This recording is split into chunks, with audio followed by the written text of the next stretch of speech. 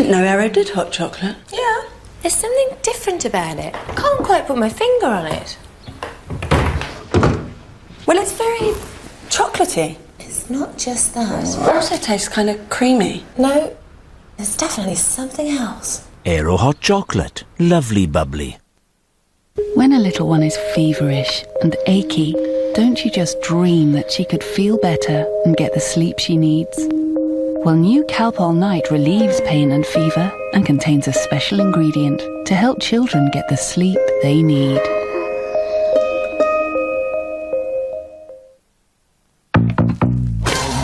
We all want our kids to have a balanced breakfast with something like toast, but there's so much to choose from. What do we put on it?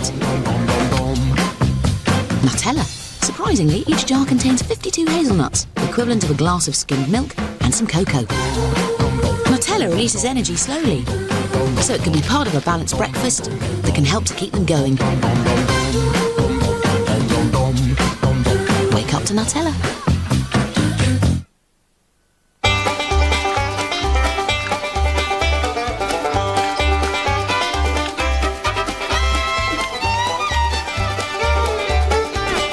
Same free-range cows, but lighter. Anchor Lighter Spreadable from the Free Range Butter Company.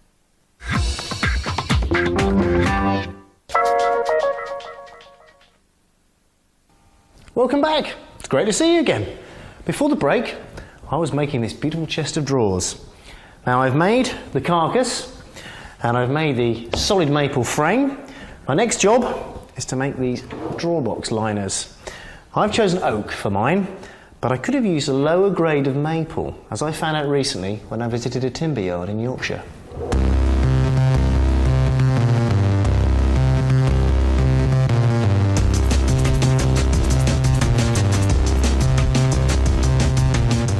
Having been in the trade for a long time, you must have seen different fashions and trends affecting people's tastes in timber.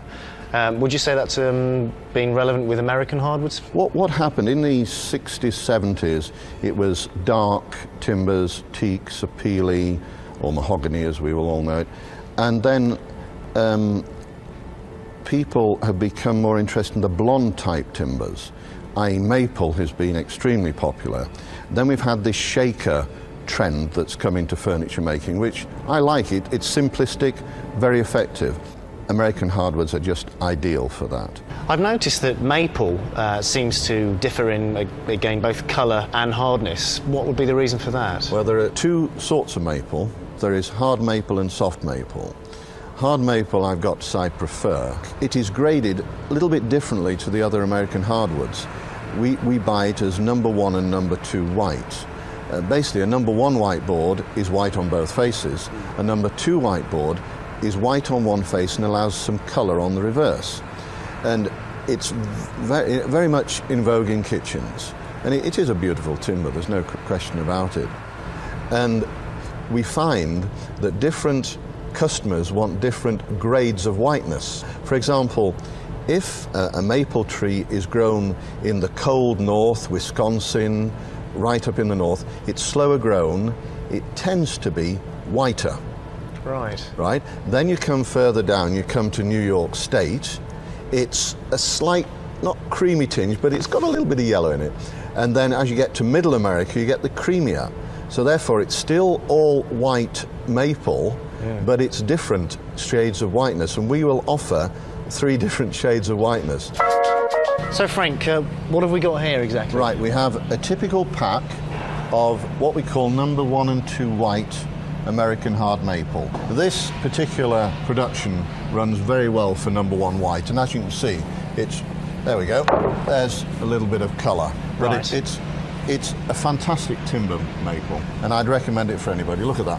Now, sometimes, like in drawer sides or where it isn't actually seen, maple is required, but a slightly cheaper production is requested by the customer. So we go over here to, it's the same clean grade of maple, but it's what we call colour no defect. And it may well be pulled out of the same kiln charge, but as you can see, there is colour on the boards. Now this is ideal for drawer sides, or even where the timber's painted. Yeah. But it's still American hard maple. And there's absolutely nothing wrong with it. No, no. But there's a third less in cost. So there's a big saving for you gentlemen There on certainly is. incorporating a little bit of colour no defect stock. Don't tell the clients that though, Frank. As you can see, with all these woods, every board is different. Yeah. And that's what's great about timber. You never get two boards the same. Well, that's why we could go on turning And these that's balls all why I day could long. go on all If we day had our chance. talking about this beautiful commodity I'm so lucky to have been in all my life. Got my board of American oak. Nice wide plank it is, and I'm going to turn this into my draw sides.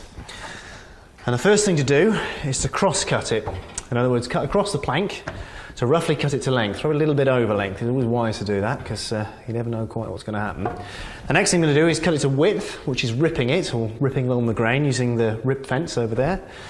And then I'm going to surface and edge it, which means making one side and one edge square. And then finally we're going to thickness it, and then after that we're going to sand it up. So let's cross cut it.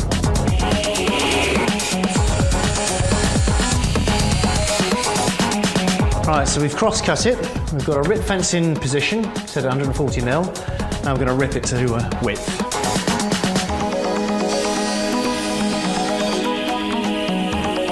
Okay. Right, so we've cut it roughly to size. The next job is to plane one face and one edge square to each other. So this is the surfacing machine. And it's basically a big flat bed with a fence. And underneath here, which I'll just remove this guard, is a large blade, tungsten blade, which spins at about 5,000 or 6,000 RPM and produces a very clean cut. It doesn't matter that our timber itself has got quite a twist in it, as I can see from here, because the whole idea of having the surfacing machine is that it will take out that twist. And then once we've done that, we're going to put it side on, and we're going to pass it that way over the blade, so then we'll have a flat face and a flat edge, which are also square to each other, which then means we can pass it through the thicknesser to give us the correct thickness of timber, which also means it'll be square and parallel, which is what we want for draw sides.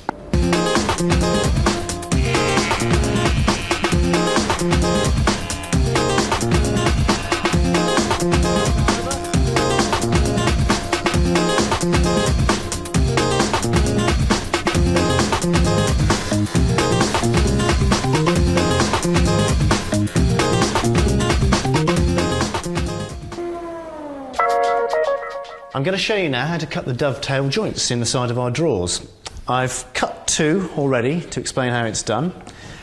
And here we've got the way they slot together. And we've got pins and slots, which are both tapered, you can see from that. And we're going to use a jig to cut these with. You could cut them by hand, but to save time and quite a few drawers here, I'm going to be using this dovetail device here. They start at about £100 and go up. This one's probably a mid-price machine. It's very nice and solid and very simple to use. It's adjustable. These are the slot cutters. Our blade will run in here, and as you can see, those holes line up with our slots here. And we're going to be using a special tapered cutter, which is mounted in the router, which sits up against our little guides here, which means that we get really accurate slots and pins cut in each draw side that we do. So let me run through cutting the first set.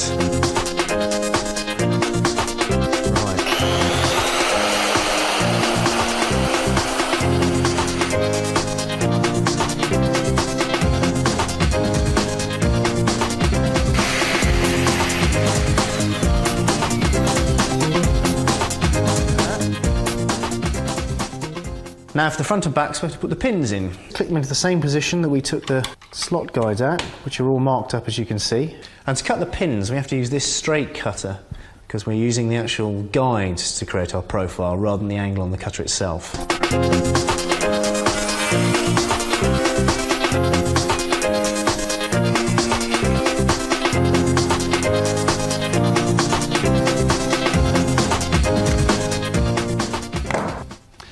Let's see if it worked. Let's just pop our pinned piece out. Grab our slots. Oh, excellent. That means we can machine out the rest of the drawer sides now.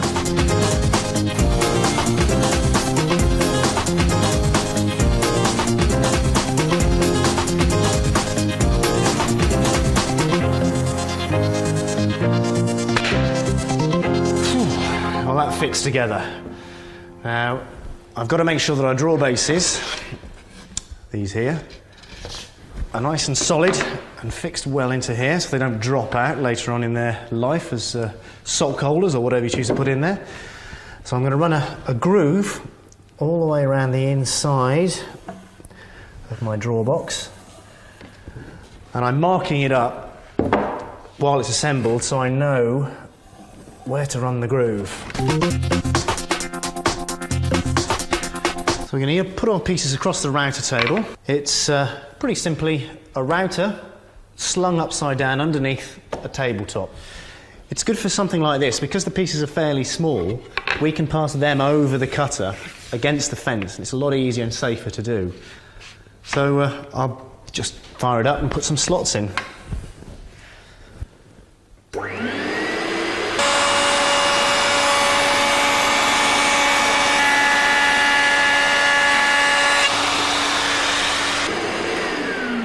Well, there's my slots. Let's just see if it fits in my drawer base. There we go, nice tight fit. I just slot all the other sides and then we can start assembling the actual drawer boxes. Time to glue up.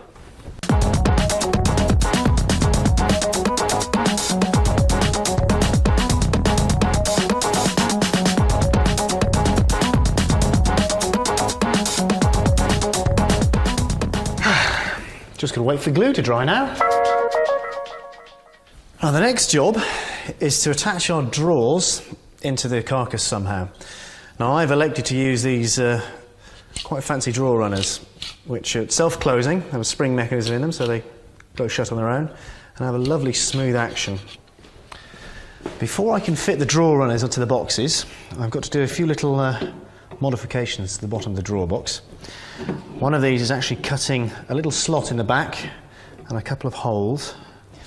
I'll just mark up the cut first, mark the waist. And for this I'm going to use my Japanese back saw. As you can see, this is a very, very fine saw with probably about 200 odd teeth on there, and it cuts on the back cut. So you've got a little bit more control over it. So for cutting small little slots like this, it's great. Requires very little pressure. Now, just take that out with a chisel. Put the marks in for our holes. That's one there, and one there.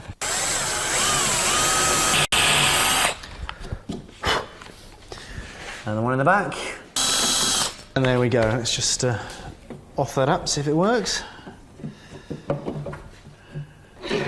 There we go. All ready to be fitted into our cabinet. Now our final job is to fit the drawer fronts to our drawer boxes. But before we do that, we've got to cut a little slot in for our special handles to be fitted into. Now I've had these cut specially, where these are just cut out by a very hot flame to a nice shape like that. But to mount these in, we have to cut a slot in the front of our drawer. And to cut the slot, it's very simple. We're just going to use trusty router with two fences on it, which keeps it nice and steady as I draw it across the drawer front.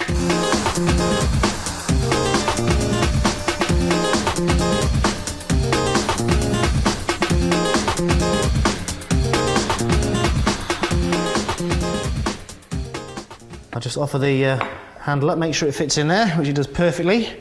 You probably think that's a little bit loose, but that is intentional because we're going to be using epoxy resin to set these in place, and we need a little bit of space around the plate so the glue can come up and actually get a good bond between the timber and the steel. And that's all we need to do, clean those up, and we're ready to fit them to the front of the cabinet.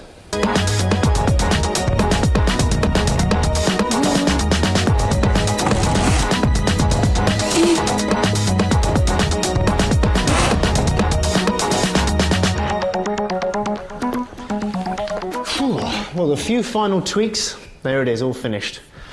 A great combination of slate, maple, oak and steel makes it fit for any room in the house. And at just over £200 of material costs and a couple of days hard work, you've got a legacy you could hand down to anyone. So till next time, remember to always use the correct safety equipment when working with machinery.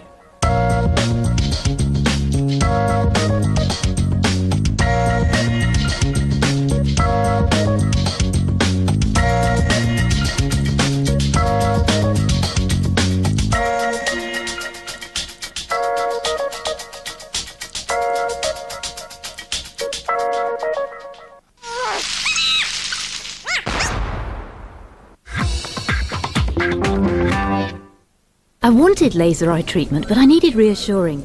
Ultralaser took care of that. It had to be affordable. Ultralaser took care of that. I needed to know exactly what would happen. At Ultralaser, we take exceptional care of our patients. We call this Ultra Care. You'll experience Ultra Care at every stage, right through to our unique lifetime care guarantee. You only get Ultra Care from Ultralaser. Call 08000 08000 for a free information pack about laser eye treatment. You've got 20 seconds to spot the difference. Can you see it yet? Keep checking. Keep checking. Tick-tock, tick-tock.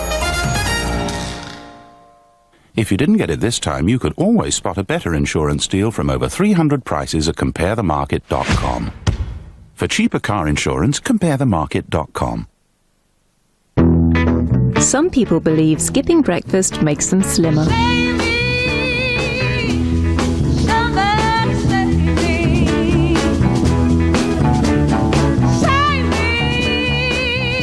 In fact, research shows that people who eat a low-fat breakfast, like Special K, are more likely to be slimmer than those who skip breakfast altogether. So now you can eat breakfast and stay slim with Special K. I need more toilet paper. Don't worry, Charmin's Absorb Bubbles can soak up moisture that may simply drip off flatter papers. Charmin with Absorb Bubbles. For the first time on special edition Disney DVD, join the party, because these cats are swinging. Lay some skin on me, Scat Cat. Now with a new virtual kitten game and a rediscovered song. Everybody wants to be The Aristocats on Disney DVD Monday. If you're only brushing and flossing, add Listerine Total Care for total oral health.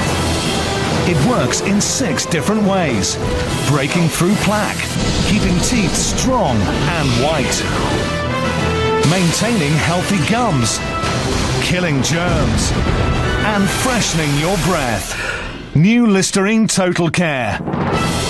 Voted Mouthwash Product of the Year 2008. It's time to sharpen your chisels and whip out your workbenches here today on Discovery Real-Time Extra as we throw on our overalls for our Wood Shops and Workshops Day.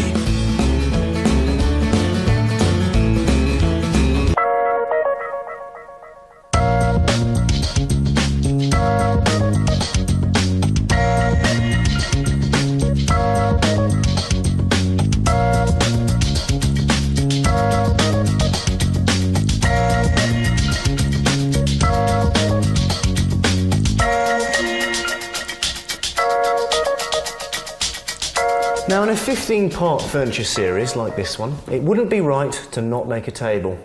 So here's mine.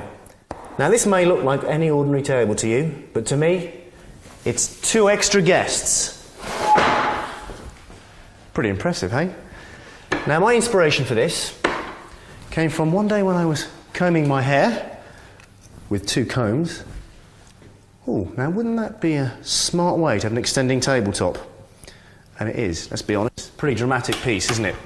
We've got solid oak making our end cheeks and side rails, solid oak frame underneath, and some black colour core MDF to make these rather funky fingers in the middle. Now, my first job is to turn this rough, hewn plank into lovely smooth timber. And to do that, I've come over to the saw bench, and from this plank, judging by my cutting list, I can actually get 2 legs and 2 end rails.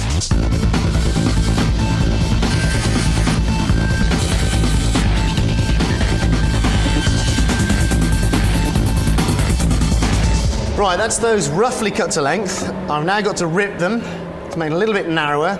Then I can face edge and thickness them.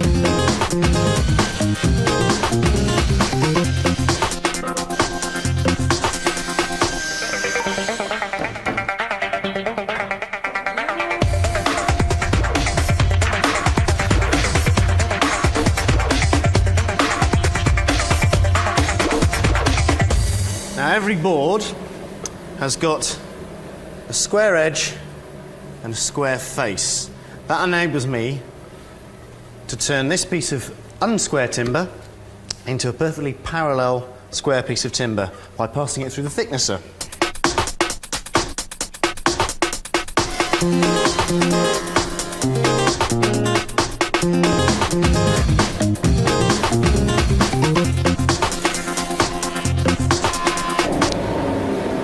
Now, before you and I can do anything with a lovely piece of oak such as this one, it has to be seasoned properly. I mean, you can't just walk up, chop down a tree and make a piece of furniture out of it.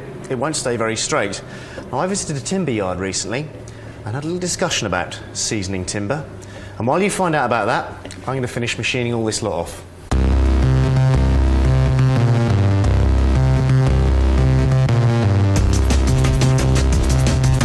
Now, I stood in front of this huge pile of timber here. Can you explain to me why it's stacked in this way? Yeah, well, this is English oak, but the same principles of seasoning apply no matter what country. I think what you have to think about is wood is best described as a sponge. It's referred to as a hygroscopic material. Yeah. Sponges take in moisture, they give it out. When you squeeze a sponge, it goes back to the original form. Basically, that's what we're doing with wood when we're drying it. We want to take the moisture out, but we want it to stay in its original form. And so if you take it out too quickly, it what we call degrades, and it's no use for your job. So initially, when we saw timber, we air dry it. So therefore, it is drying and drying down to the minimum you can get. Air drying is about 15 to 18% moisture content. Right. Now, when houses weren't centrally heated, Yes. that was okay.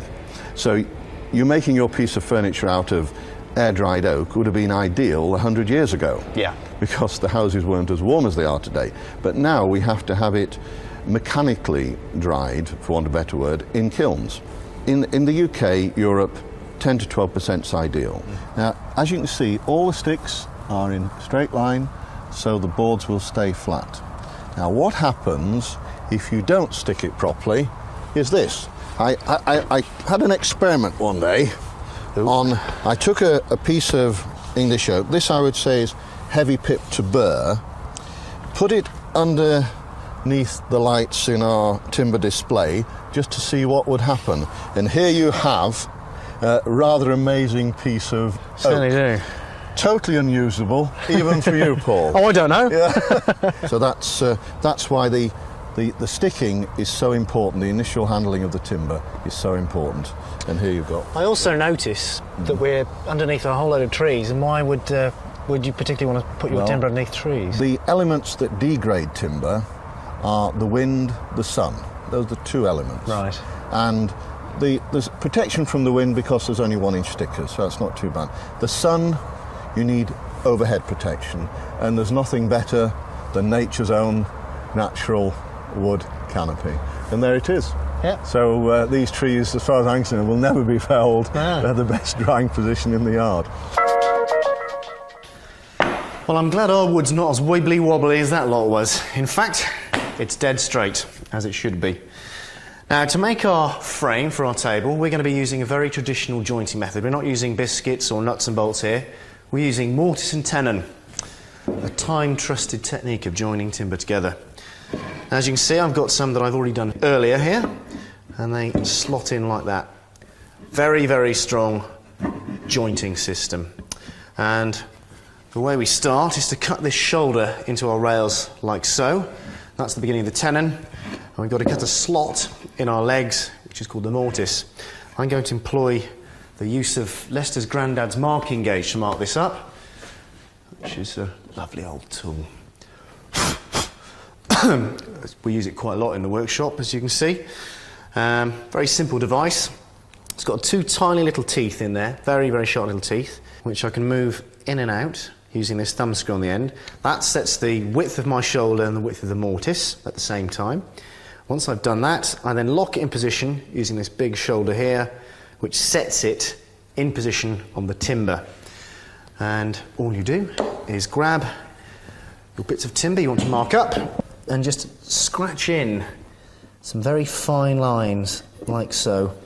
It's just a case of being hardly visible, these little marks. Put those in like that. Grab a rail and mark the end of the rail using the same technique. That gives us very accurate lines to work to. Now, I need to continue around the side of the timber to mark up the length of the mortises and the tenons. And once I've done that, I can get my saw ready to chop that into the perfect shape. But you know what? I'm a 21st century woodworker, and I've got machines. And here is one of those machines. Now this is a mortiser, and simply described, it is a drill that can cut square holes. Now, how does it do that, you might ask? Well, if you look down here, you can see I've got a big, square, very sharp chisel. Inside that chisel is a drill bit, and I draw down by using this very powerful lever on the side. As I pull that down into where I want to cut my mortise, the chisel forces its way into the timber, the drill bit spins, draws the waste up through there and fires it out. Now you could do this with a router, for example, but why should we do that when we've got a mortiser?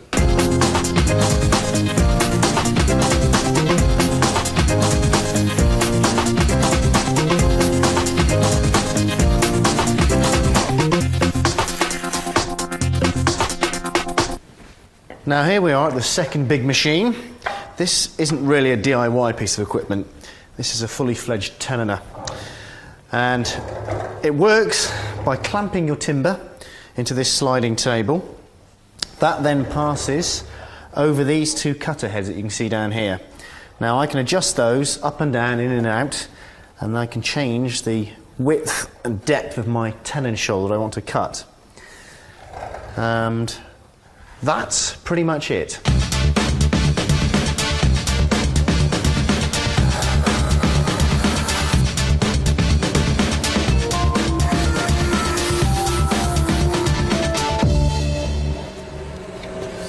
Now, as you can see, that does a very fast, effective job. I'll be able to cut those shoulders in no time at all. You could do this on a saw bench, or again with a router, or even on a spindle moulder. But we've got this lovely tenon which does 2 cuts at the same time. Now, the next job is to just take little ends off my shoulders, and I think I'm going to use the bandsaw to do that.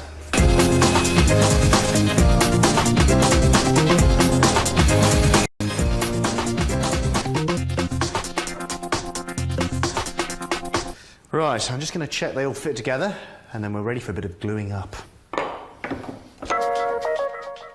Don't forget, glue in the hole, not on the tenon.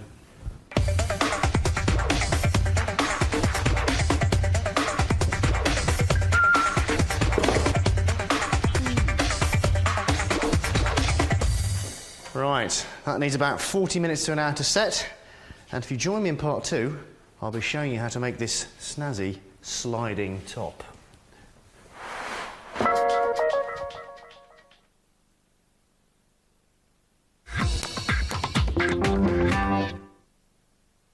Samantha Ovens just saw her dentist. I love the feeling of a professional cleaning. I told my dentist I wish it could last in between visits. And you know what? It can. Introducing Colgate Total Professional Weekly Clean, a concentrated toothpaste with a Profisilica formula containing the same cleaning ingredient dentists use. In addition to your daily brushing, brush with it once a week and get that professional clean feeling at home. So I can keep this clean feeling in between visits. New Colgate Total Professional Weekly Clean. Dry, itchy skin. Scratching can damage skin. Fast-acting Lanacane cream has a soothing anti-itch formula. Lanacane to stop the itch and protect your skin.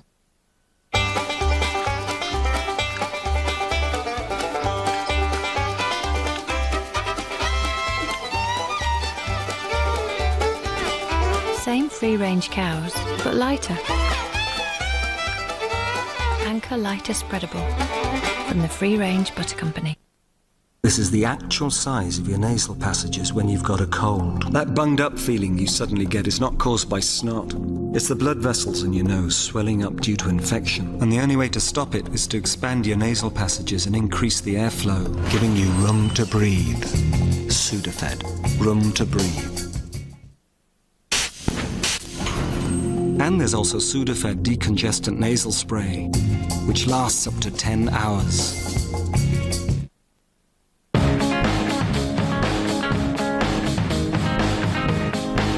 Clever, those Cheerios.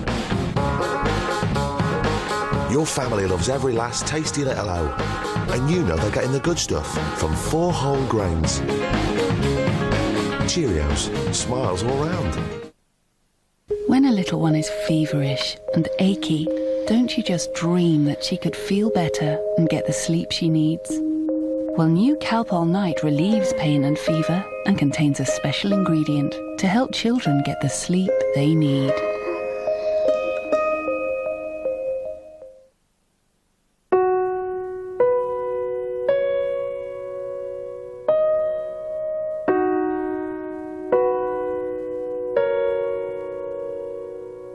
Lacto-free. The full taste of real milk. Just without the lactose.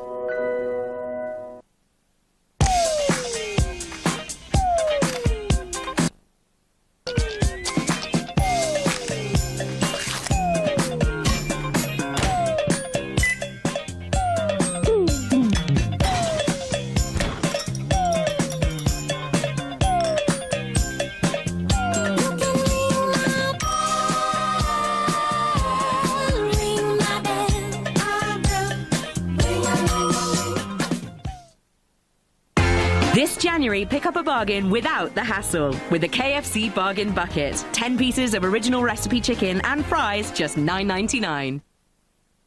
How can food that tastes this delicious help you lose weight? Succulent salmon and broccoli in a rich, creamy sauce with crisp golden potato wedges. Weight Watchers from Heinz. Yeah, really. Weight Watchers from Heinz. I know.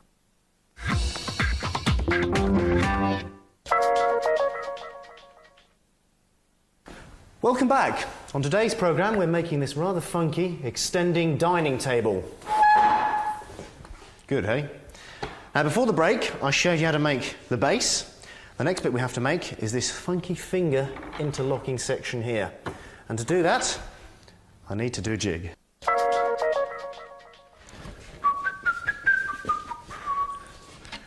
Well, there's my jig, and what a fine one it is. Now, jig and template making is a very important part of furniture making. If you can make good, accurate jigs and templates, you can make good, accurate furniture. So, we're going to have a fairly in-depth look at how to fabricate something like this. Now, the basic components for this jig are lots of ribs, like this one, which are all machined up to be exactly the same dimensions. We're then going to go through various processes to fabricate each individual part and join it together and make a jig that enables me to route out my finger jointing system. Now, I've cut this concave curve into some of my ribs using this Forstner bit. Now, once I've done that, I then need to transfer that shape onto one of the male components and then sand that accurately using my disc sander on the end of the bench here.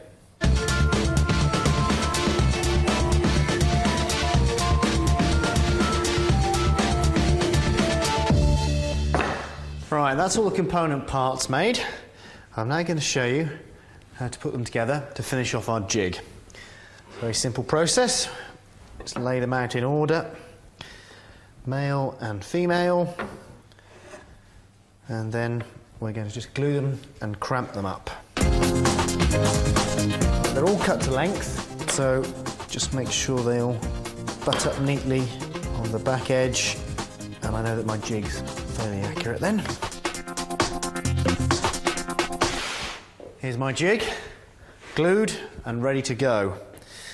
Now, as you can see, I've sat it onto a piece of black MDF, which is the same material that we've used to make in our finger section on our table, and I can demonstrate to you how you would transfer this shape onto the piece below.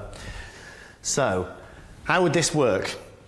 Well, for example, this particular piece of jig work here has got very long fingers on there. Now, they might vibrate slightly as I'm trying to machine it. So what I would do on this case is to put little screw fixings into the end of here, which would be to the underside of my finished piece of work, so you wouldn't see those when it was done. And then I would probably use a router, such as this one here, which has got a shoulder, which would butt up against my jig. I would then pass my straight cutter down into the work below and make several passes, keeping my router tight up against the jig until eventually I had an exact copy of the jig in the finished workpiece.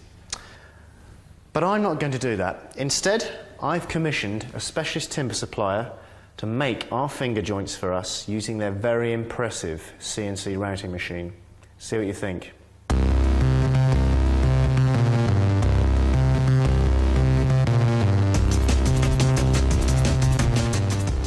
So Phil, how does a CNC router work and what is CNC? Well, first of all, CNC stands for Computer Numerically Controlled, which converts a CAD package drawing into a G-code, which then the machine will interpret as movement for the movement of the head around the bed. So it's a computer telling a router what to do and how to do it? Where to move, right. What to do, and how to do it. Right, great.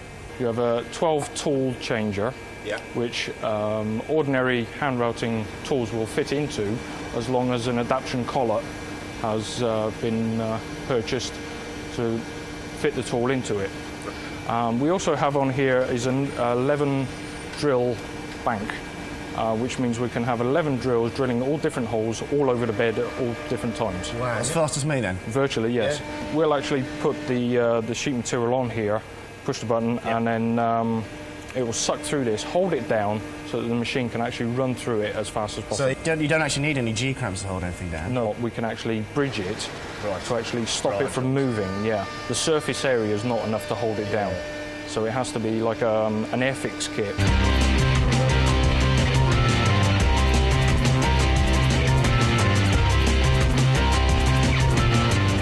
These are the bridges that I explained earlier. All right. They should keep the material together. So how do we get these off then? They have to be done by hand, unfortunately.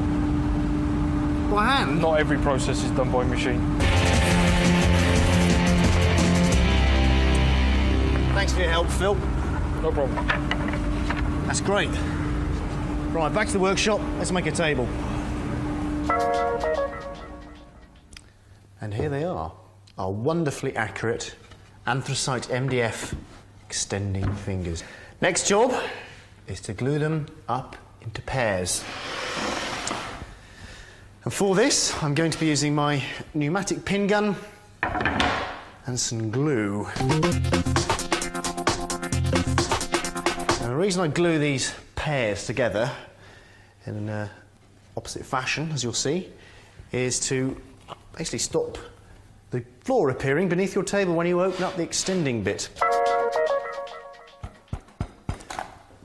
Now, this is just a pneumatic pin gun. It uses air to fire a piston to blast the little pins at high speed through our material. And it's very useful for tacking things together when you haven't got much time. Oh, lovely. Right, that section works a treat. My next job is to fit my end cheeks. Back to some solid wood now.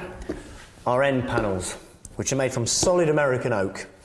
Now you may notice I've actually used sapwood in here as well, which are these light streaks you can see run down the edge of this particular board.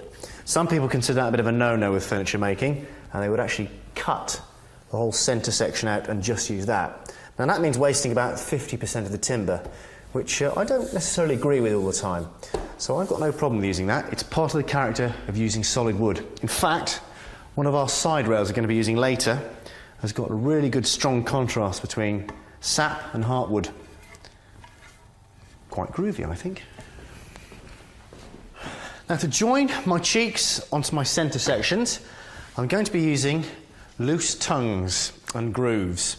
Now, I've cut the loose tongues from black MDF so you can see clearly what I'm doing, and I need to cut some corresponding grooves into both the side of the cheeks and the side of the centre section.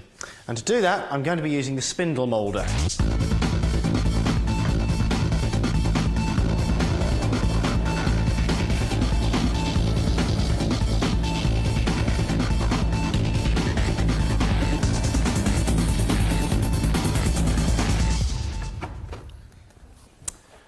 Like a hand in a glove.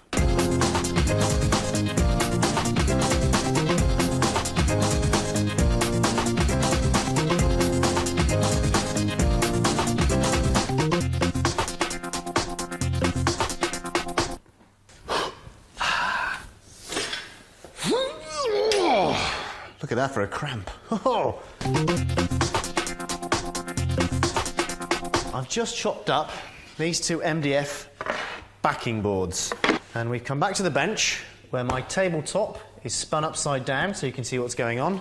It's all glued up, working perfectly. Now, the reason I've got these, well, there are actually three reasons why I've got these. The first reason is to support all my fingers from underneath. So if you imagine these would flap around in space, so stick those on, fingers are nice and solid. Second reason is so that when you open the tabletop, these slide out with the actual fingers, once they're fixed to them, and bang up against my end rails. That will stop the table coming totally apart, which you don't want when you're having your baked beans on toast, do you? And the third and final reason is to give me something solid to fix the runners to.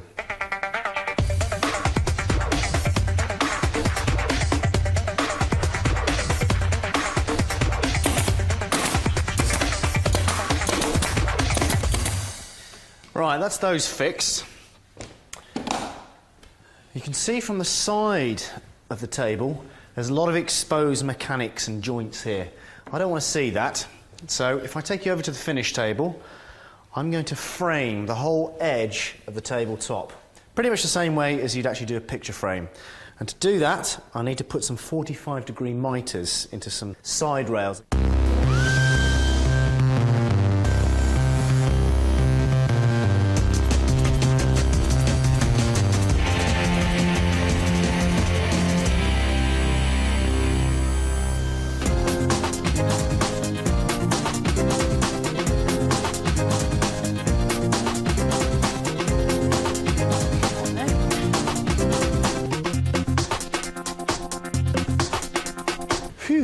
Well, that's it. 40 minutes time, the glue will set, and that's ready to be decramped.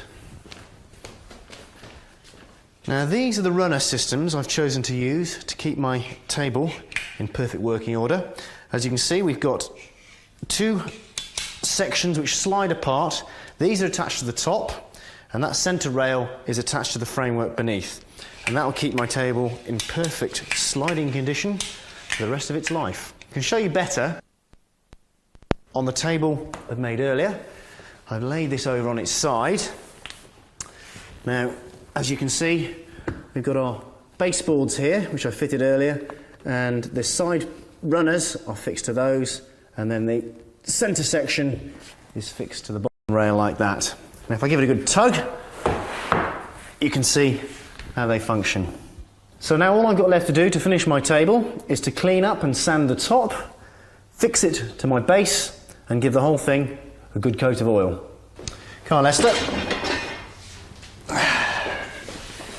Okay, that's my top sanded up, dropped onto the base. I can put a bit of oil on that now. Now, to finish off our table, I'm using a light finishing oil. It's used a lot in furniture making. As you can see, it really brings out the grain and character of our timber and shows off the contrast between our anthracite MDF and our oak. And once I've done this, I'll have to wait a little while, put a second coat on, and while I'm waiting for that to dry, I can get underneath the table, fix my runners on. So there we have it, one rather individual oak dining table. Material costs, probably around about £100. That's if you made your own finger system for the centre. If you went down the route of CNC, as we did, you're probably looking at about twice that cost. But I still think that's a bargain. So till next time, goodbye. Remember to always use the correct safety equipment when working with machinery.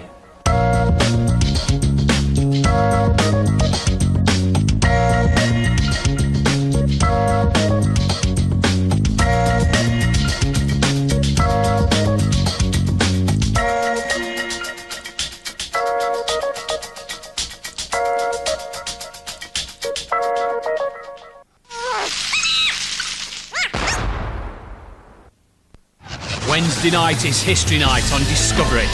Monarchy by David Starkey, followed by The Blitz. And because you hear this drone, you know they're coming closer.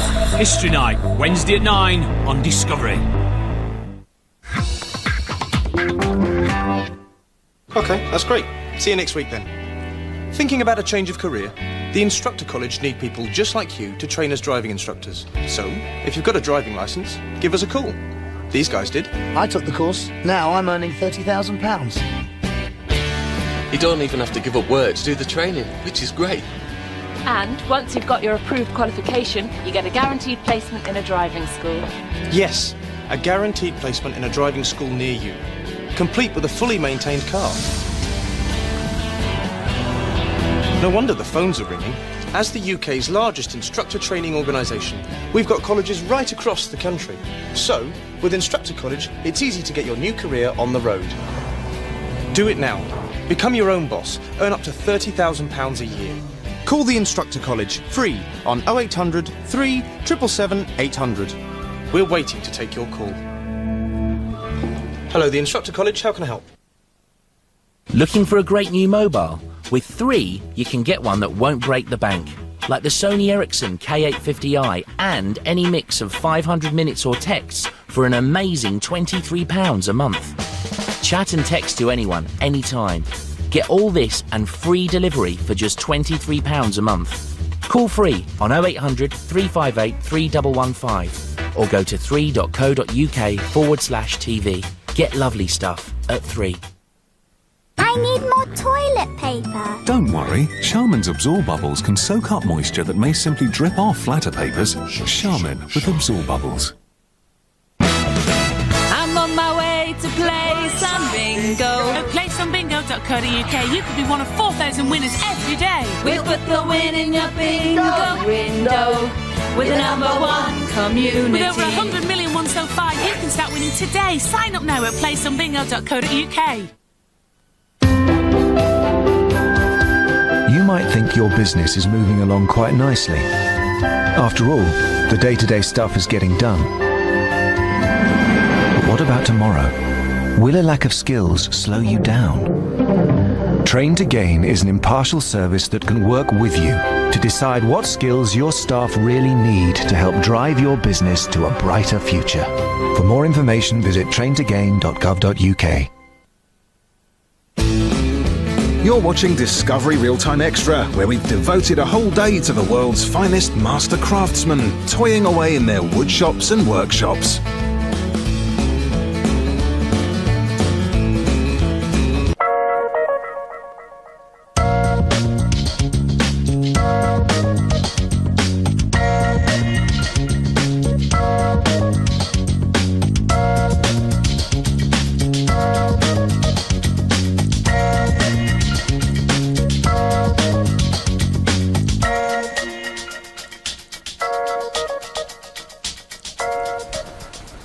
In today's programme, I'm going to be making this monster entertainment cabinet. And this is a prime example of where MDF wins hands down over timber. I mean, you just couldn't get these clean lines. The cabinet itself is made from cherry wood veneer, beautiful stuff. And inside we've got plenty of space for our sound system, our satellite receiver, our DVD player, and LPs if you've still got any. There are 4 main sections to build in this piece today. The first one is the back, which is a box through which we've put some access holes. You can see there just above the shelves. That's to feed our cables through to this removable access panel so we can hide all those nasty cables away. Second section is the shelf unit, which fixes to the box, obviously. And there's quite a lot of veneering to be done in this piece, so I'll be going through that later anyway. And then we've got our L-shaped door, fitted with a piano hinge, and these 5 striking inlaid metal decorative bands. And the final bit is that good old steel base down the bottom. Here's my 8x4 sheet of veneered MDF, which we're going to make the components for the back from. I need to cut 5 pieces from this. Now the first cut I'm going to make is to roughly cut to length the back of the cabinet, which is 1,775 millimetres tall. We overcut everything by about sort of 5 to 10 millimetres because on the edge of a lot of the boards you get little breakouts like this with the veneers sort of peeling away slightly, so we want to allow for a little bit of wastage. So the first thing to do is get my sheet in position and slightly push it past the stop on the end of the saw. And then I'll do one pass at that, which will square off that end, spin the board 180 degrees and push it against the stop, which will give me my dead 1,775 millimetre length. Now, as we're cutting MDF, you have to take precautions against the dust. Now, you could wear an ordinary dust mask and goggles when you're cutting something like this. Our saw is extracted, so that helps a bit, but I've got a very good little device here, which is a powered and filtered face mask, which means I can work all day long, which of course I do, because it's my profession, and I'm protected against the general dust in the air. So I'll put this on and we'll cut our sheet.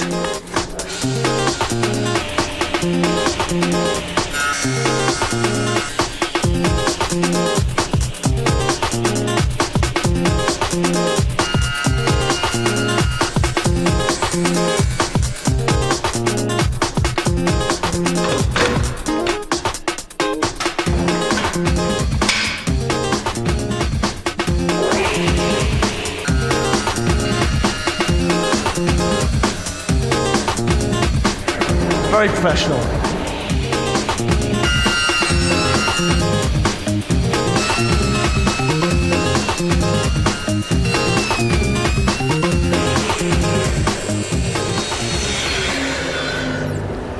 So that's the 2 sides chopped down to 63 millimetres, the front and the back at 500 by 1775.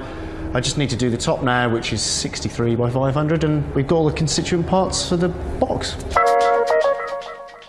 I've just got to cut the hole in the rear panel, which will form the access panel for the cables for all the units. It's a pretty simple job, so I'm going to mark it up first. I'm going to rough cut it with my jigsaw, and then I'm going to finish off with a final cut with the router. It's just a straight cutter fitted in there, and I'm going to mount pieces of timber or aluminium clamps, depending on what sort of mood I'm in, onto the side of my piece of timber, and then use my base plate as the actual guide.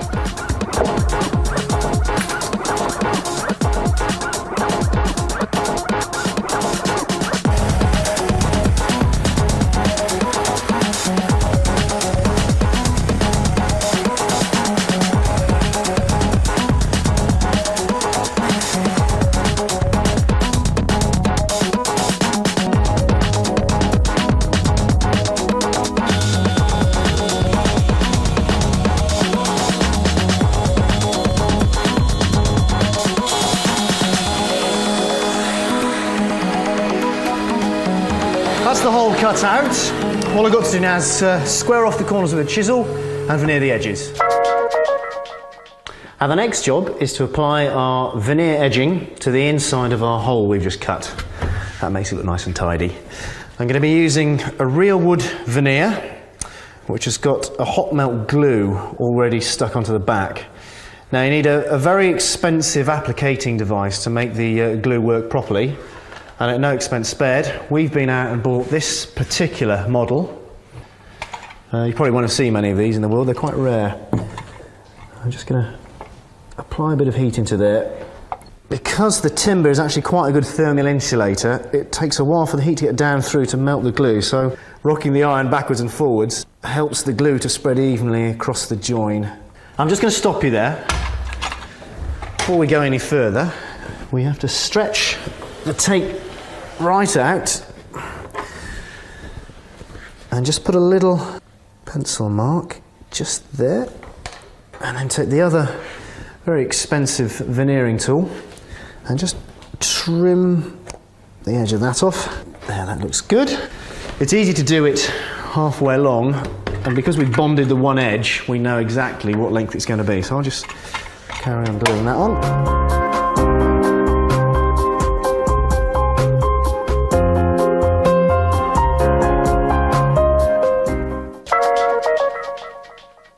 We're almost ready to glue the back up into a box form. I'm going to biscuit joint it together because that gives us a nice strong joint, and we need a lot of strength in this piece because there's going to be a lot of weight in it. And I'm going to be using these little biscuits here, size 20s, for those of you out there who care. And this is the biscuit jointer itself, which, as you can see, has got a fence which we can sit on the work surface like so, and then just push the blade forward like that, and you can see the way the blade comes out and spins at high speed, giving us a really accurate slot. I've already biscuited quite a lot of this, as you can see. You can probably see the alignment marks here, which is what I use to make sure I've got all the biscuits correctly aligned as I'm cutting. If you don't do that, obviously, you're going to have a right job when everything's covered in glue and you're trying to stick it together and you've got two biscuits that don't want to do that.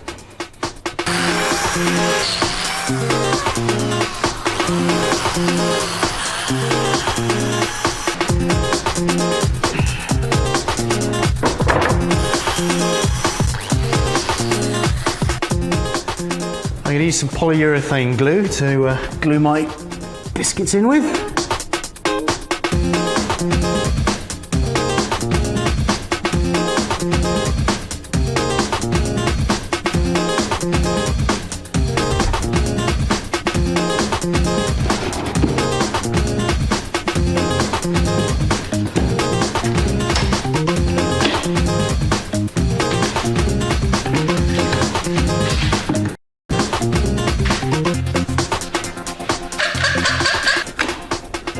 Cramptastic. Right, well that's the cramps taken off. The glue's done a fine job. All we need to do now is clean up the sides, contact adhesive on some veneer, clean that down, and that's our box pretty much complete.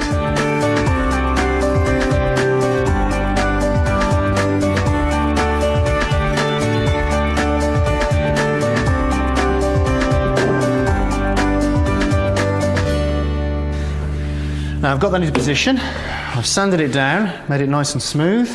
I'm going to apply some contact adhesive to this side and some contact adhesive to my veneer edging strip, and then wait for that to go off, apply the edge, and we're done.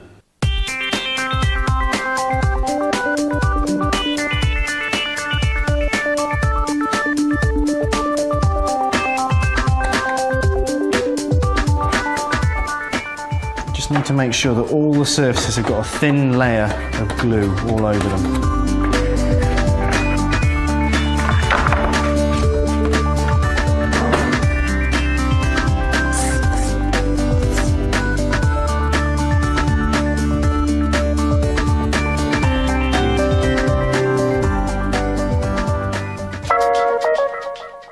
Well, that's the veneering sorted out. The next job is the shelves. And you see we've got 4 shelves and they're about 330mm apart, plenty of storage space in there. I've got a whole bunch down the end of the workshop that I've started, so if you follow me down, go and finish them off. Right, so here are my 4 shelves on my top. One left to biscuit, but I'll do that a little bit later. And I've got my 2 sides, the long one which is the one which the door is hinged to, and the short one which is the one which the door closes against. I've just got to mark these up, and I'll show you how we do that for biscuiting. I'll just drop that one out of the way, and I'll use the one that's actually got some biscuit slots in it. Now, if I offer this up, I can show you why we need to get the alignment correct. You can see there, they line up okay. The other thing I've got to do, because I've got all my vertical alignments in, is I'm going to run my horizontal line across to get the shelves square within the box once they're all fixed in. I use a big square for that. And I'm also going to mark both sides at the same time. Now, the benefit of doing this is hopefully it means they'll both be square and both be the same. assuming they were cut square. So let me just offer that up. Final one. There. We'll already put the biscuit joints in there.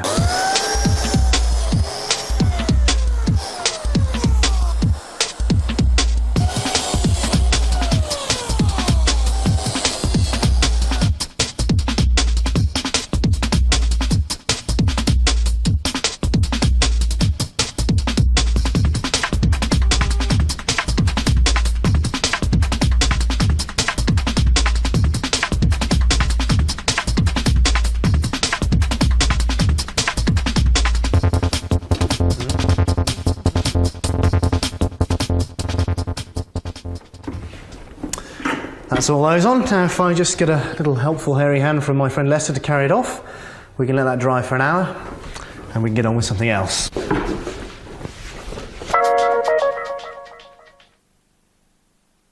From an incredible restoration to building the ultimate home, follow two very different projects inspired by some of the most innovative residential architecture. Building the Ultimate House, a brand new series, starts Wednesday the 13th of February on Discovery Real Time.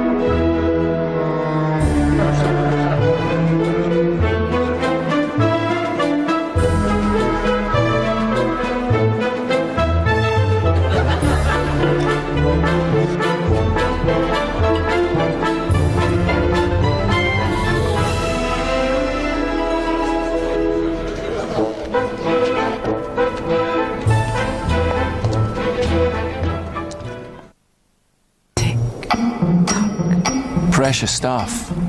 Time just keeps ticking away, doesn't it? Shame to waste it, doing things you don't like.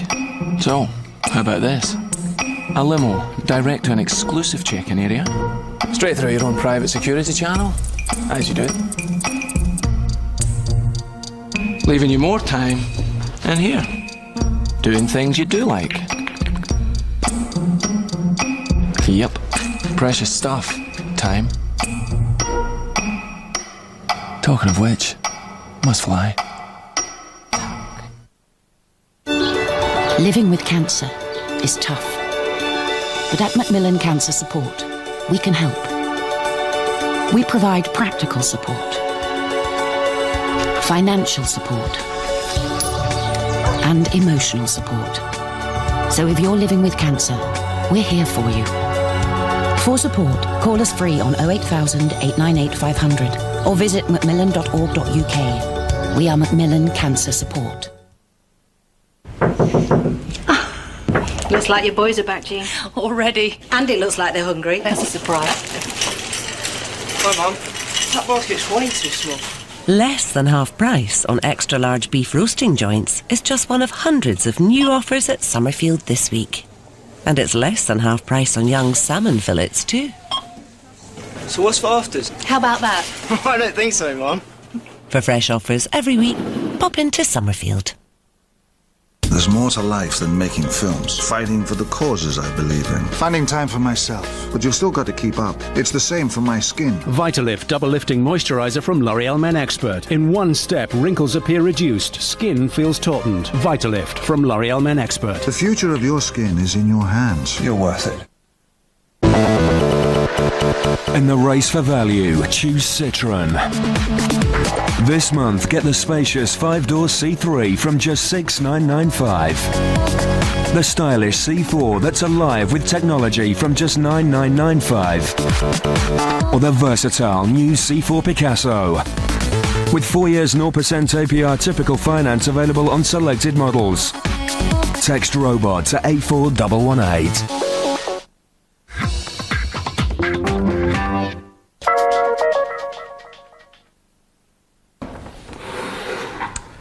Welcome back. In today's programme, we've been making a monster entertainment cabinet. Big enough for anything you've got in the house. It's made from cherry wood veneered MDF with a steel base and steel inlays in the door. And in the first part of the programme, I made the back, which you can see here, with its slot cut in ready for hiding all those nasty cables. And we've got the shelf unit here. And the next thing I need to do is join this to this. Right, before I glue everything together, I've got to do a little bit of random orbit sanding with my random orbit sander. Does what it says on the tin, really. It's got a disc that spins around in a random orbit. This reduces the amount of scratching you get when you're doing the sanding, and it produces an absolutely beautiful finish.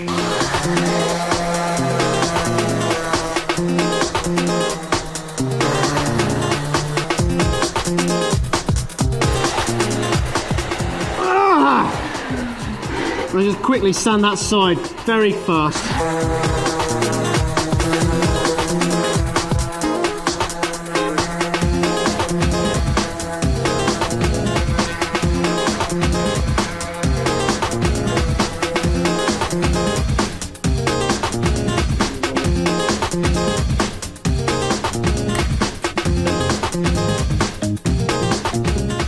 I'm just going to fire a few screws through the back into the shelf unit just to give it an extra bit of support.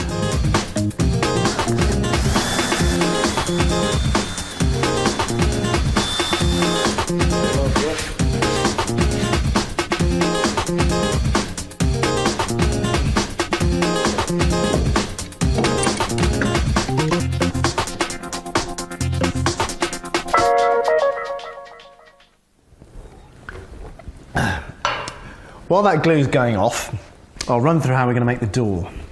Now, this door is made of two components, front and a side, which are biscuit jointed together, and then we veneer the whole edge so we don't see any seams. We've got a whole piano hinge which runs the complete length of the cabinet, makes it nice and strong.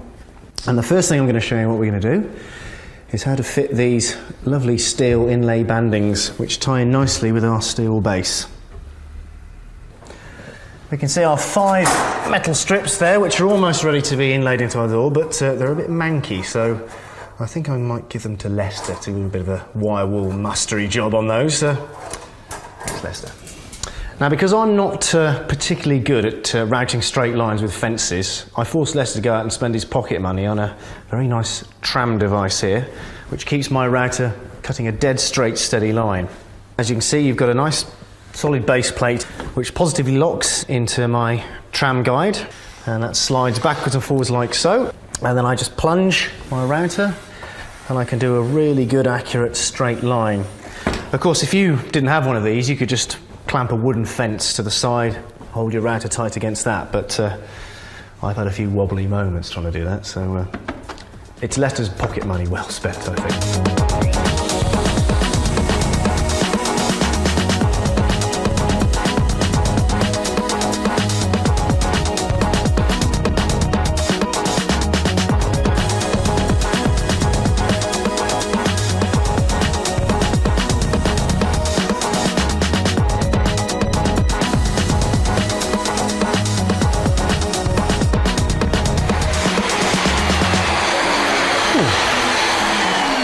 I better go and check, see if Lester's finished doing those bits of steel yet.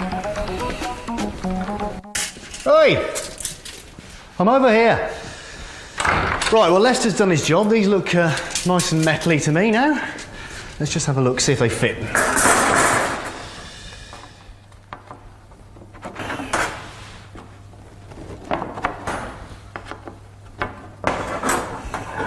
Oh, that's worth a treat.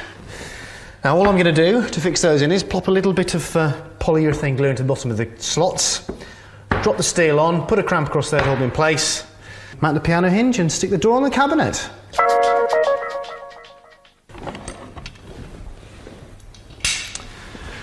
Right, well, that's the shelf unit fixed to the back. Now I've got to drill some holes into the back for access to our cables. Drill bit slow.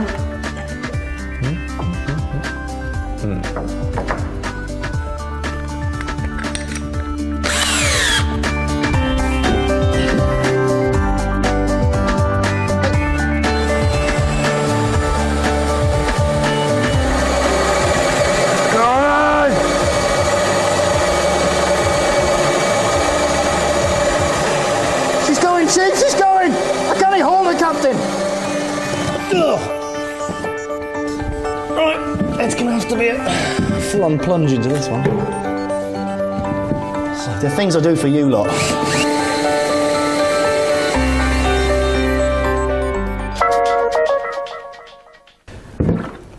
This is finishing oil, a nice fine oil which goes on lightly onto the timber. The beauty of it is, in time this will darken up even further. It'll take a couple of months, but this will all become a beautiful deep browny red colour.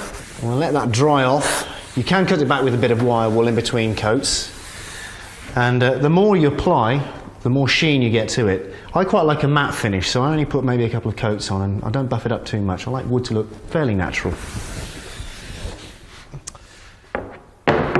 Now here's a door that I made a couple of weeks ago, and it's a really good example of the colour change I was talking about earlier. Now this one's been oiled up and maturing for quite a period of time now. Let me go and get a little piece of raw cherry and show you the example I'm talking about.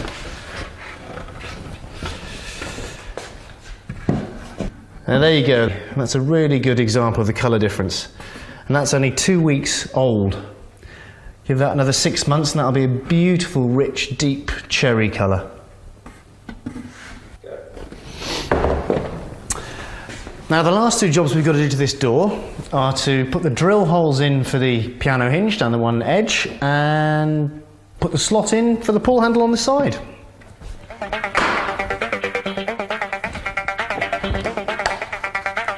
Got my favourite tramline guide so I can cut the slot for a handle straight and true.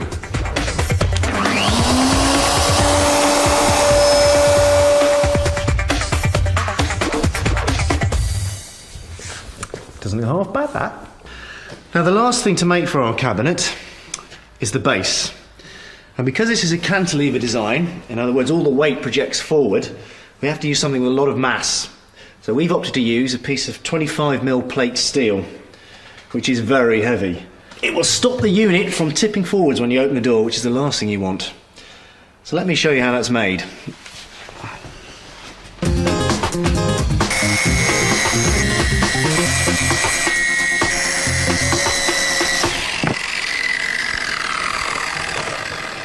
Right, so I've used the angle grinder to cut 2 nice clean lines of fresh steel there, so that when I put my upright into position, I've got a good clean weld line. Now you can source this sort of material from any good metal fabricators.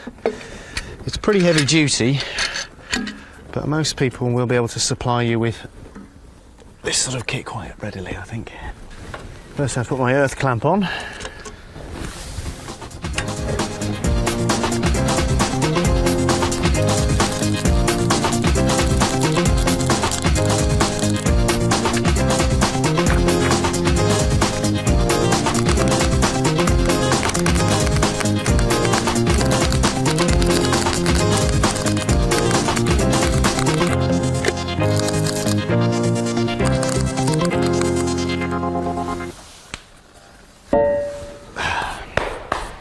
Right, we've let that cool down, we've given it a really good thrashing with the angle grinder, and now we're going to drop the top onto it.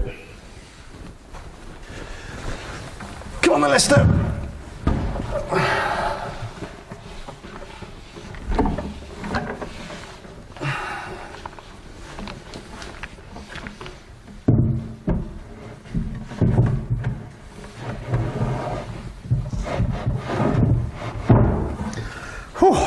The centre has landed. Now it's time to put the door on.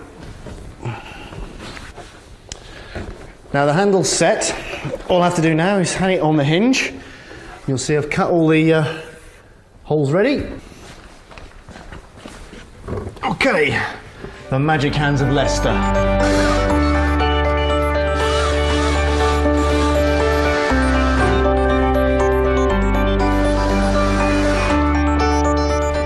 Look, no hands.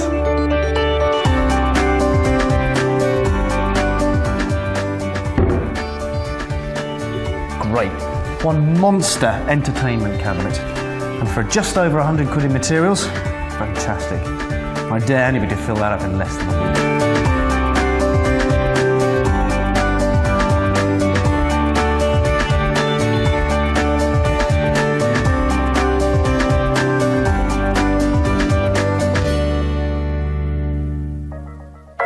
remember to always use the correct safety equipment when working with machinery.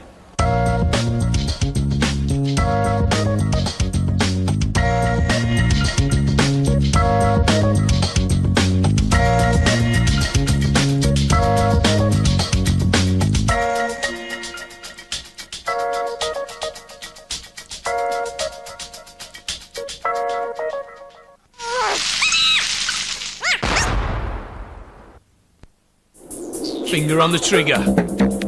Loaded and ready to fire. Take aim and... take cover for an explosive new zone on Real-Time Extra.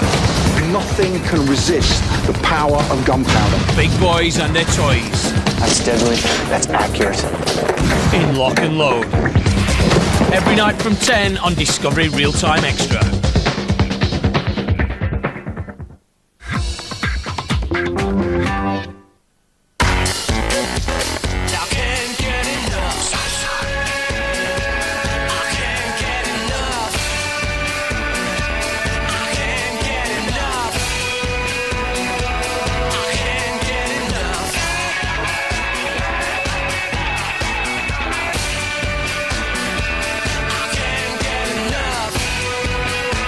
All-new Mazda 2.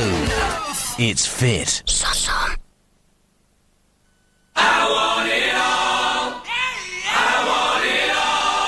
There is one sale that gives you it all. Unmissable sofas for under £500. Designer leather sofas lower than half price. Corner units for less than you can imagine. You get 4 years free credit, and if you want your sofa payment free for a year, you've got it. Want it all? You'll get it all in the DFS sale.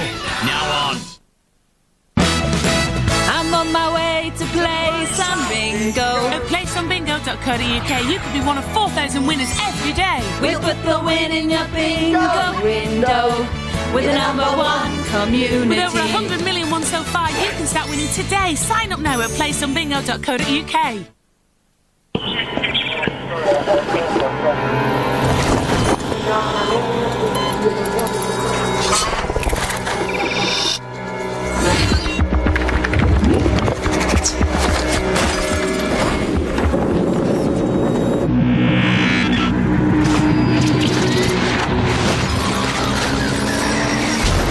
With over 50 different careers to choose from, you don't have to be a pilot to fly in the RAF.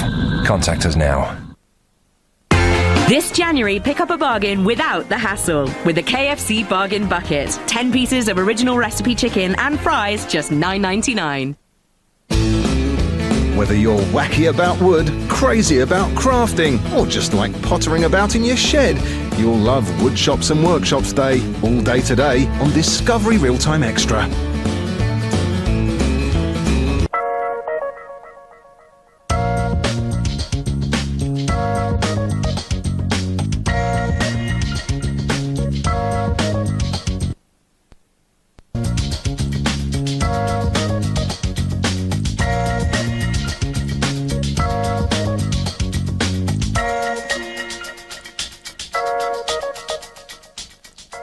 Now for today's show, I've designed this glass-fronted cabinet.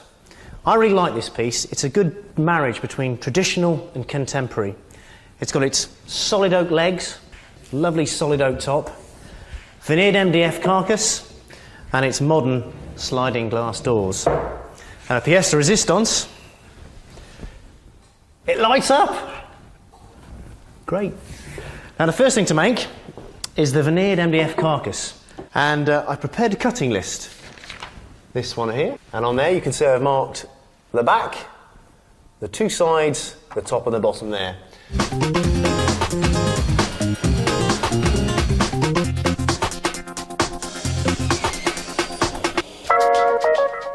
There's my lovely bit of 2-inch American oak, marked up, ready for my legs. And to do the cut, I'm going to be using my lovely bandsaw. Ooh. Now let me show you how this bandsaw works, because it's a really good bit of equipment. Come round here. Now if you imagine your home jigsaw, that only cuts up, effectively. So 50% of the stroke of a jigsaw is wasted. But on a bandsaw, it's only cutting in one direction because the blade's always going with the cut. We've got two big wheels, which the actual blade sits on. Bottom wheel powered by a big 5 horsepower motor. And then the blade is held in position by a set of guides. We've got two side guides to stop the blade from twisting as it's cutting, and one thrust guide, which is on the back, which is like a little bearing that spins, so that when you push against it, the blade doesn't slip back off the wheels. Now, if you haven't got a bandsaw, you could use a jigsaw, or you could use a handsaw if you were quite fit and had some time to spare. But we don't, so we're going to use our bandsaw.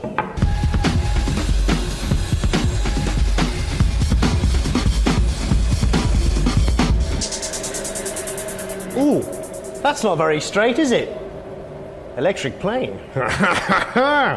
Now, if you've been watching this series, you'll have seen me demonstrating our big surfacer. This is like a little teeny weeny surfacer, which you can hold in your hand. As you can see, we've got a base plate, the front one of which is adjustable. The timber passes along there, and then it comes into contact with this blade block with two tungsten blades spinning at very high speed. I think it's about 10,000 revolutions per minute. So it's very good for cutting against the grain, or when you've got very wild bits of grain in your timber. An electric plane will produce a really nice quality of cut. You do have to be careful though, because there's quite a lot of blade exposed, so you have to be aware that it's quite a dangerous machine.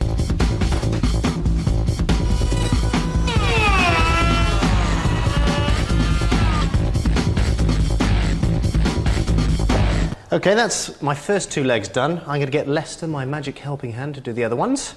And I'm going to get on with the carcass. Now, if I just show you on the finished cabinet how the back works, you can see that's sunk in to where our rebate's going, all the way around there.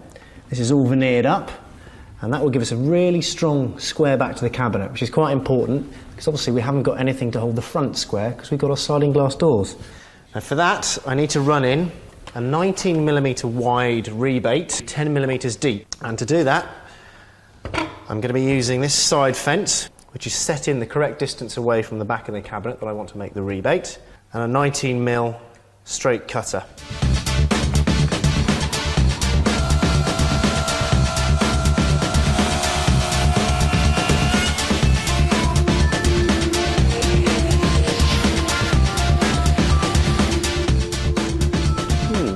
What tool of electric power shall I have now? The biscuit jointer. Yeah. This is one of my sides, which I've just finished routing my rebate into. There are several ways you could attach these on. You could use tongues and grooves, but I've decided for ease to use the biscuit jointer. It does give a nice location point for both of the legs. I just need to put a couple of little marks on just to let me know where the biscuits are going to go. Now, we could get away without using any mechanical joint in here, in other words, no tongues or no biscuits, because that's a very long glue line. But I'm going to use the biscuits anyway, just to be on the safe side. Another thing to do is just to mark top. I know it sounds silly, but the amount of times I've actually sort of managed to get the thing the wrong way up.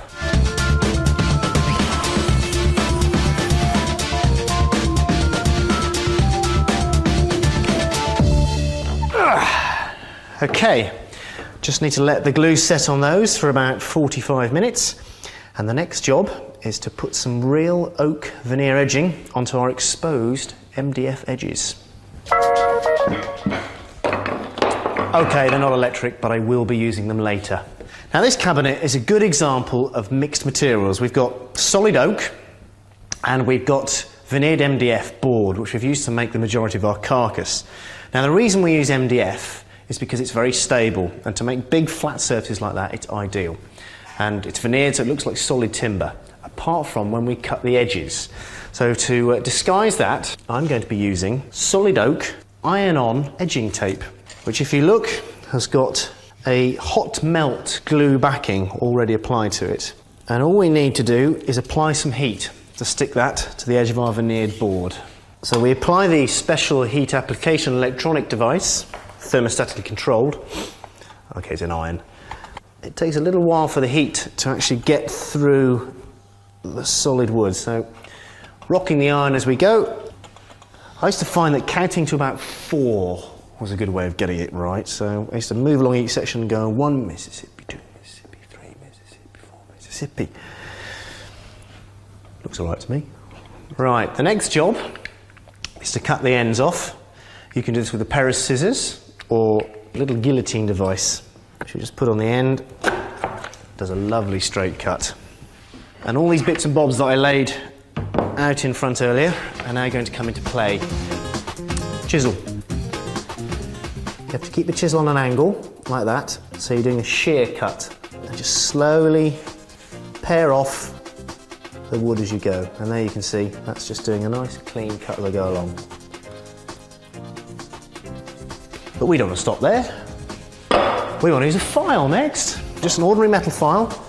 Same sort of process as the chisel. We're keeping it on an angle, sweeping across. Just quite rough, quite fast. It's a treat. And the finer one, which is the double-sided laminate trimming tool, which is just a couple of chisel blades set inside a special spring-loaded device, which enables me to squeeze and push that across both sides at the same time.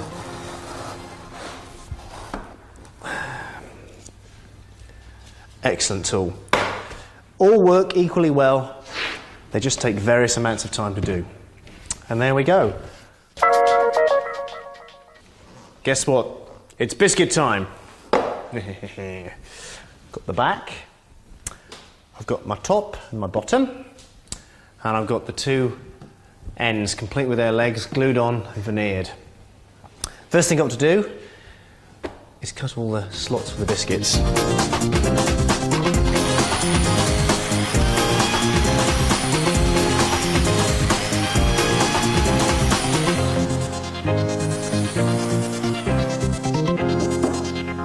We're ready to glue this carcass together.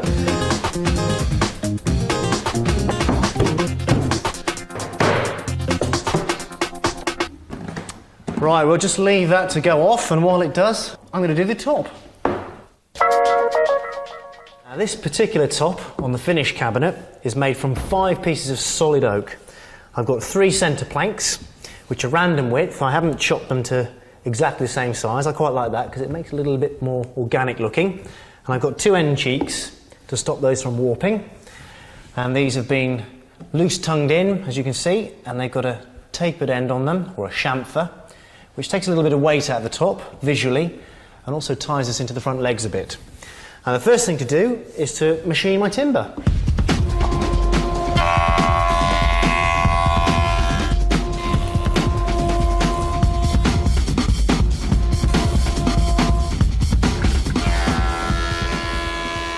As I pass the plank through and raise the bed 1 millimetre at a time, I'm gradually evening the thickness of the plank. So all these scuff marks of where the old saw blades were, they'll disappear and we'll be left with a lovely smooth piece of oak.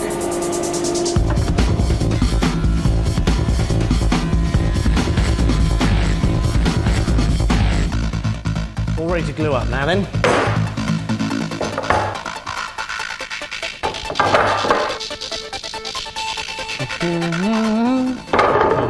There's always one, isn't there? There, that's better. Now, that looked like a random order that I just plopped those planks down, didn't it? But it wasn't. There was some thought in there. To stop a solid top warping, well, not to stop it warping, but to hopefully alleviate warping, we use a little trick called smiles and frowns. Now, when timber warps, it will tend to warp towards the middle of the tree, depending on the moisture content. So, if you can see on the end of these planks here, we've got one facing up, one facing down, and the other one facing up.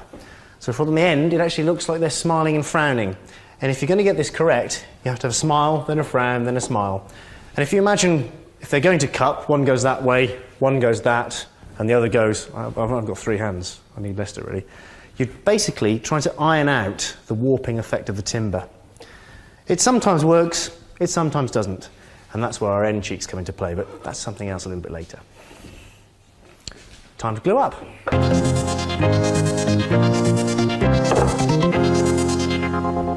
Okay, we've got 3 cramps underneath and 2 cramps above. You have to balance the cramps, otherwise you tend to make the top bow when you put pressure on. While that's going off, let's go and see how our carcass is getting on. There, that's the carcass, all cleaned up and sanded down. And I'm going to finish this particular piece of furniture in a coat of... It's a good natural way of finishing furniture, and depending on how many coats you put on, depends on the luster you end up with.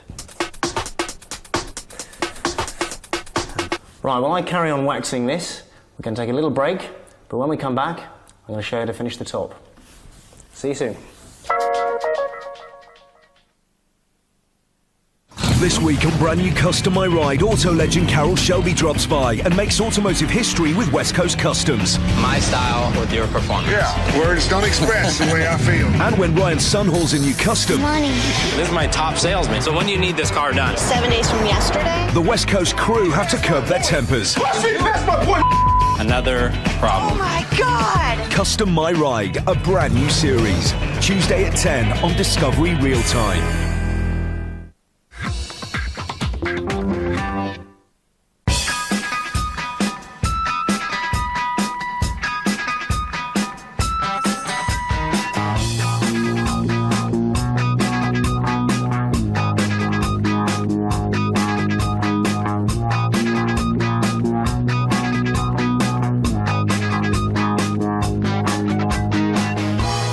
The new Tiguan, the compact 4x4 from Volkswagen.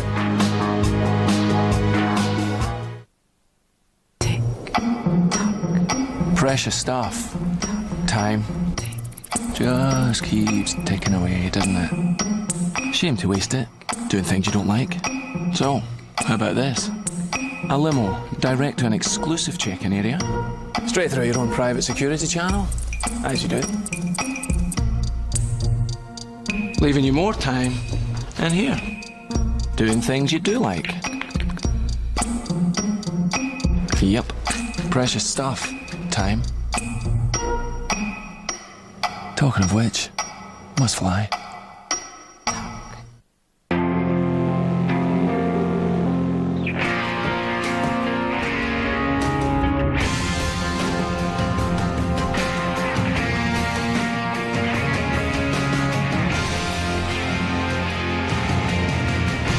Calvin Klein Man, the new fragrance. I wanted laser eye treatment, but I needed reassuring. Ultralaser took care of that. It had to be affordable. Ultralaser took care of that. I needed to know exactly what would happen. At Ultralaser, we take exceptional care of our patients. We call this Ultra Care. You'll experience Ultra Care at every stage, right through to our unique lifetime care guarantee. You only get Ultra Care from Ultralaser. Call 08000 08000 for a free information pack about laser eye treatment. Where's the loo? I'm sure it was round here. Oh, I'm bursting. Compared to ordinary cat litter, Catsan is 3 times more effective against odour. So even sensitive noses will need some help. Catsan absorbs before odour can develop.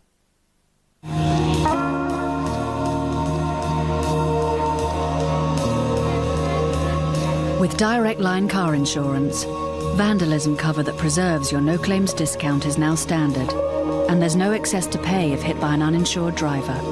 Only available direct from us. It pays to be with the right insurer. Call 0845 246 2369 or visit directline.com. We've got the reversing jet, we've got the forward jets, side-to-side jets, the wings, the little mouse. Smooth it down. Okay, time's up, folks. Stop cooking. There we go. As a teacher, if you think something's interesting, it's up to you to prove it. What is it? So, marks out of 10. Maybe 9, 8. Right, who's up next? Tom and Sam. Turn your talent to teaching. Visit teach.gov.uk. We can't make you immortal. We can give you life insurance from £10 a month. Call us or visit norwichunion.com.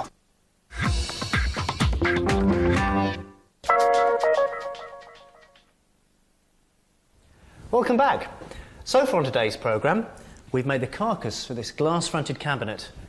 And we've glued up the 3 planks for our top, and the next thing to do, put our end cheeks on. Let's go and get those planks. Now I'm fitting end cheeks to my top. That's to help stop it warping. It also looks a bit better, I think, with end cheeks on. It's a bit less end grain showing.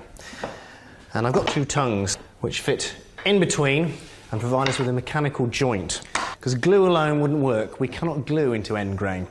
It just doesn't work. Now to do this, I'm going to be using a little handheld router with a rebate cutter in there, with a bearing on there as well. And normally these are only used to cut a single rebate, but what we're going to do is we're going to sink it well past the actual depth of the base plate, so it actually is cutting a trench. Now if you look, you can see that I've engineered my bit of tongue to be the same depth as the width of my cutter blade. So that'll provide me with the perfect width of trench.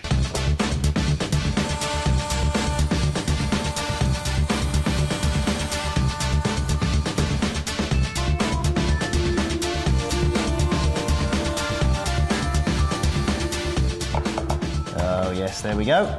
The next job is to glue those on, cramp the 2 ends on, leave those to set, and then we're ready for the next phase of sorting that top out. There's my top, cheeks cut to length, ready to be sanded and cleaned up. And for that, I think I'm going to use the speed sander.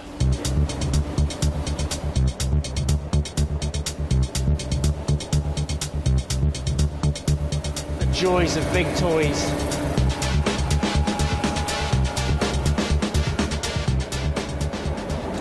Now our speed sander can take off about 1/4 of a millimetre at a time.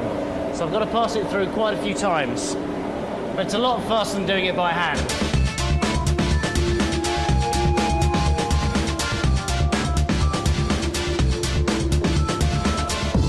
Now that needs a final sanding with some very fine sandpaper. But before I can actually fix it to my cabinet, I've got to put those little chamfers on the end of the cheeks. A little design feature.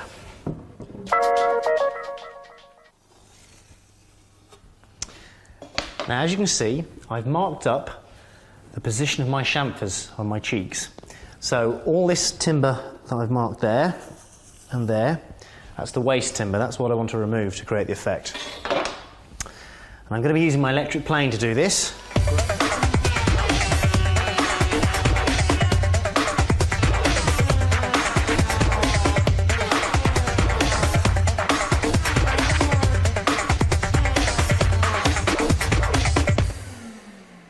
Not bad. Just a bit of sanding, and that'll look gorgeous.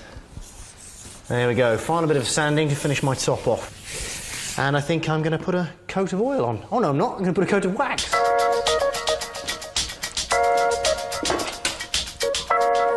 Goes from being quite pale brown and a little bit boring to being beautifully rich, full of grain. What do I mean, full of figure? Full of figure, yeah, that's not grain, it's figure. Now I'm going to get Lester to finish off this lovely job, but while he does that, I'm going to show you how we got that effect on our glass doors. Now my glass doors, they sit on proprietary anodised aluminium running systems, which I'll be showing you how to fit later. The design I've used for the actual sandblast effect is just 4 simple squares, which I designed myself, and these little finger pulls were done by a specialist glass company. No, this isn't a gardening programme. This is Johnny the cameraman's brilliant idea of getting outside and doing some work au naturel. And I agree with him, it's great. There are several ways of achieving a frosted glass effect on your doors. You can acid etch it, you could shot blast it, or you can do what I'm doing, which is applying sticky back plastic. It sounds pretty grim, but it isn't, it's brilliant. If I show you one of these doors that I did earlier, it's really quite difficult to tell the difference between that and a piece of acid etched glass. And the brilliant thing about this stuff is it's really easy to keep clean. You don't get those big fingerprints on it like you do with ordinary etched glass. Right, without further ado, I think I'm going to have a go at sticking it on the glass. First part of the process is to get this squirter bottle ready. There's just water in there and a couple of squirts of washing up detergent. That creates a film which enables me to float the plastic onto the actual glass. Okay, if I just pull apart my two bits of paper, you can see one's the backing. Just gently keep pulling that. And there we go. Just drop that roughly into position. You can see the water there taking. The tricky bit with this is just getting it positioned, and that's where our washing up liquid and water play a vital role. It enables me to keep pulling this design back off until I can get it in the right position. Trying to do this in one go would be nearly impossible. This is a little piece of felt that I've got. It's just going to help me get all the little air bubbles and the water from underneath my template. Now I've got it in the right position. I mean, you could use a piece of timber with a bit of cloth wrapped around it. You just need to gently press all the water out. You see all the bubbles coming out. The final stage is to just soak my backing paper. Leave that for about 20 seconds just to soak in. You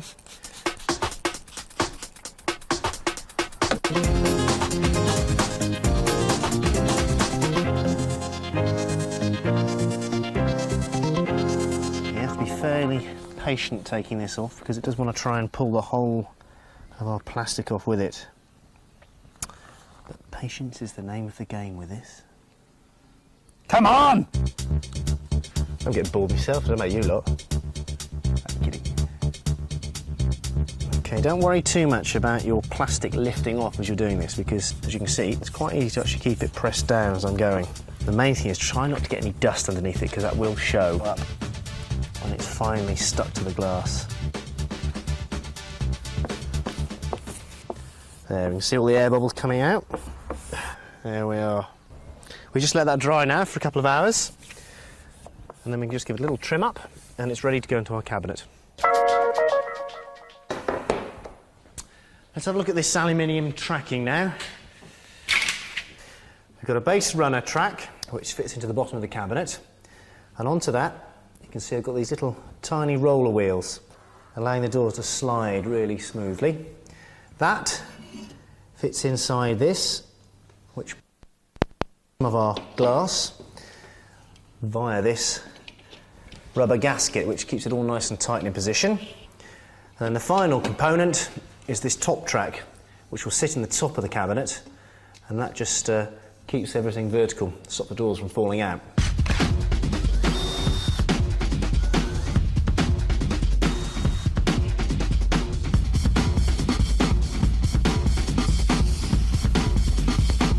That just helps the glass to be eased into the rubber gasket a little bit.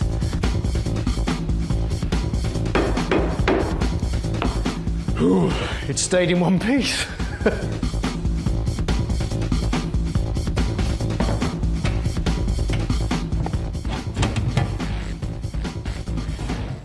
Works a treat. Now there's a whole variety of lighting you can use to illuminate cabinets. I've got a few here to show you. This one here, this is rather new. This is a tiny strip of light-emitting diodes, or LEDs. These are available in different colours. Gives a really cool flood of light down the back of the cabinet. You can also get a spotlight. You can see that recesses into the cabinet. Again, this one's an LED version, but you can get those in low-voltage halogen. That gives a nice, direct, crisp spot of light. We've opted to use this very thin fluorescent tube, which gives a nice white flood of light down the whole back of the cabinet. Easy to conceal as well. And the device I'm using to switch them on and off, rather than just an ordinary rocker switch or a push button, is this tiny little capacitance discharge switch. Sounds complicated, but all it does, it senses when your finger touches this little metal connector here, switches on, switches off each time you touch it.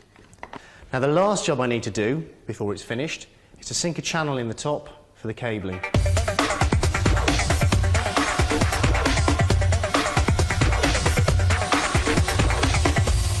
We've got a qualified electrician here to do our electrical work.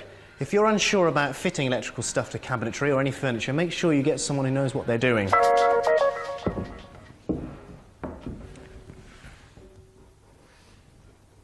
Okay, that's great.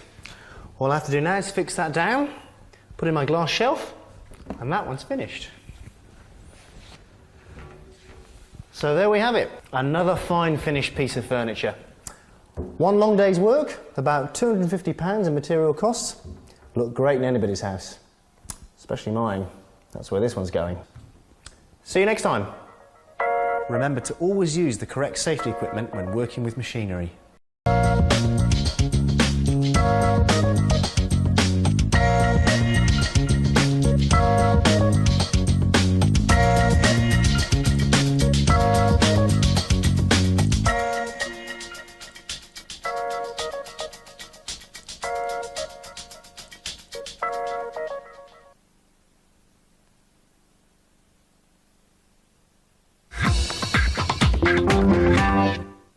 Looking for a new way to save money on your car insurance? Visit the experts, GoCompare.com. Just tell them everything your policy has to have. They'll compare the best prices from loads of insurance companies and show you which quotes come with everything you've asked for using their special 5-star rating. So you can see just what you're getting for your money. Simple. So for the right car insurance at the right price, don't just go anywhere. Go Compare at GoCompare.com. Why go compare anywhere else? Imagine your life without glasses or lenses. Laser treatment from £395 per eye could transform your world. Your consultation with an expert eye surgeon is free. Optimax has treated the most people in the UK. Interest-free credit is available and aftercare is included. For your free information pack, call 0845 688 9566. Laser eye treatment from £395. Live life to the max. Optimax.co.uk. I'm on my way to play some bingo. With over 100 million won so far, you can start winning today. Sign up now at playsomebingo.co.uk. A six-pack without going to the gym? Well, yes, actually. Snacker Jacks, a sane snack in a mad world.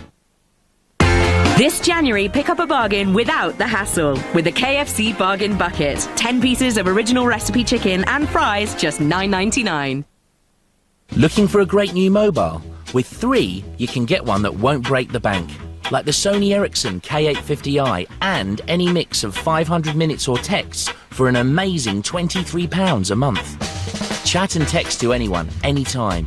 Get all this and free delivery for just £23 a month. Call free on 0800 358 3115 or go to 3.co.uk/TV. Get lovely stuff at 3. Getting digital TV, broadband, home phone, and mobile from separate places is exhausting.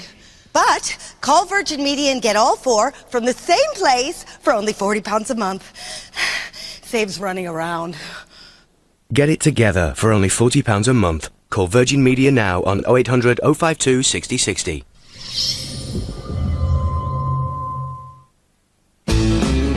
It's time to sharpen your chisels and whip out your workbenches here today on Discovery Real-Time Extra as we throw on our overalls for our Wood Shops and Workshops Day.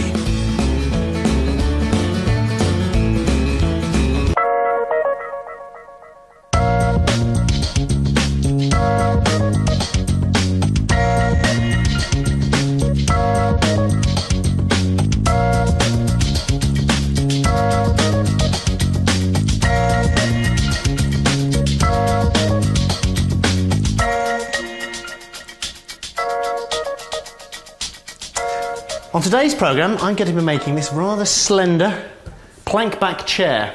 Now, it may look very simple, but it's actually quite a complicated little design.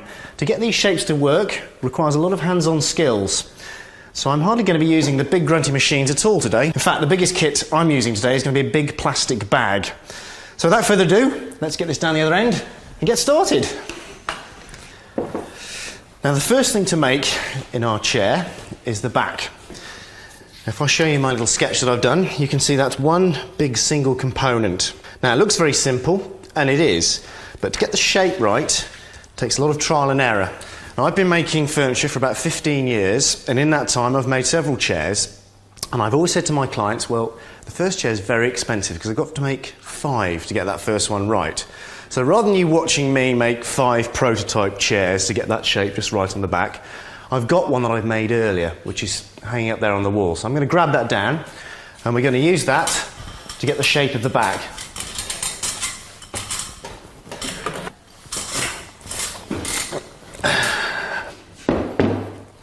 Back down from the heavens, this chair is going to be used one more time. Now this is just an MDF model.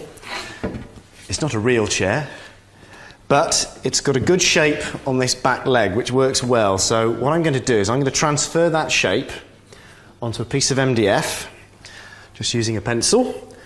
I'm going to draw around there. So that's given me a shape.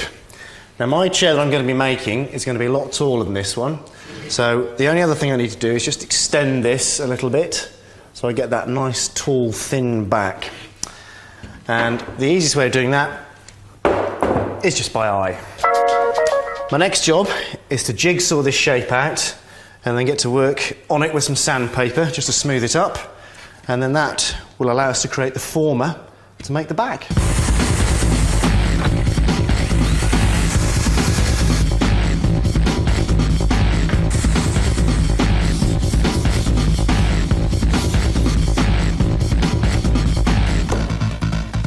Now, that's looking pretty smooth.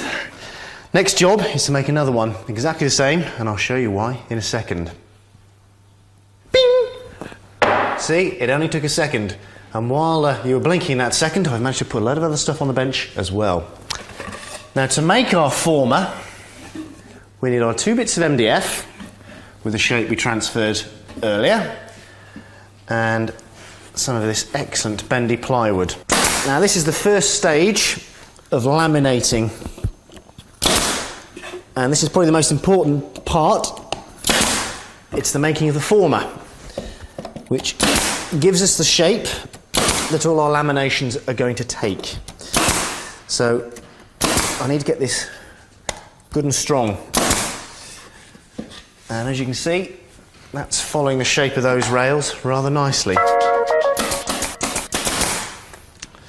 Right, now that's the first layer stuck with pins to our seat back shape that we made earlier. Now the next job is to glue 4 more layers of plywood onto this.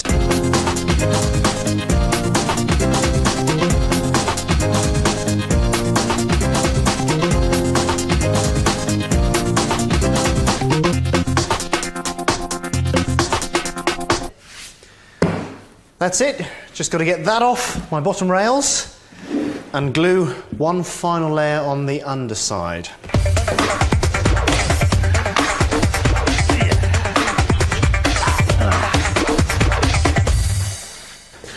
Now we've pinned and glued our 5 pieces of plywood together. And how are we going to cramp those up so that we can get this into one really strong, rigid shape? Well, we're going to use air, or lack of it. We're actually going to use atmospheric pressure. Down here, I've got a vacuum bag. It's a very simple device. We're going to place our former into the vacuum bag. We're going to relieve it of all of its air and create a vacuum.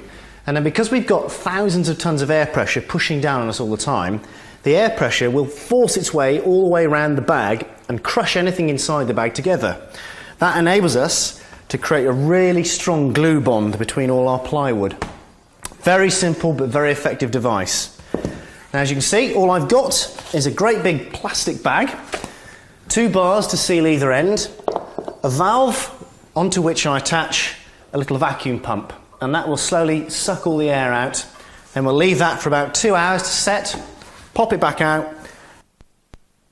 Rock hard. You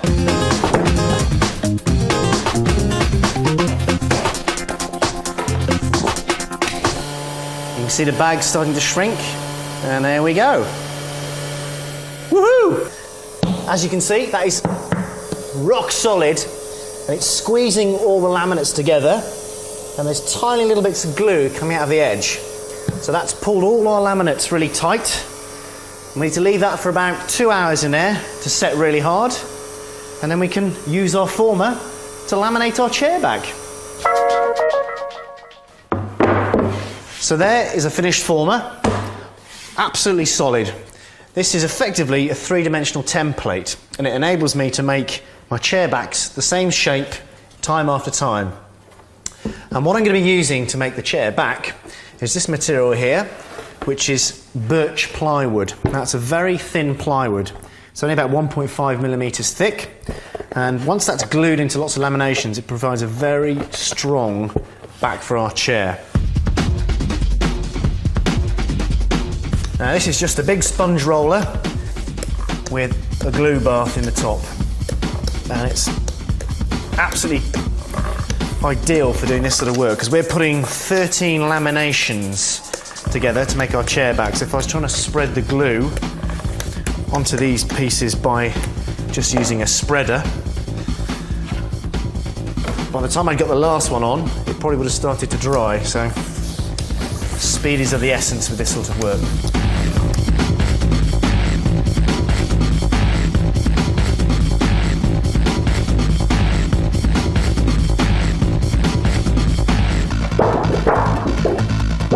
Can you see what it is here?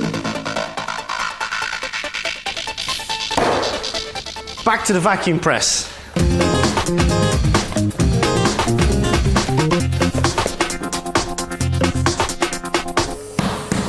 Now, you can see how solid that is already. It's only been in a few seconds.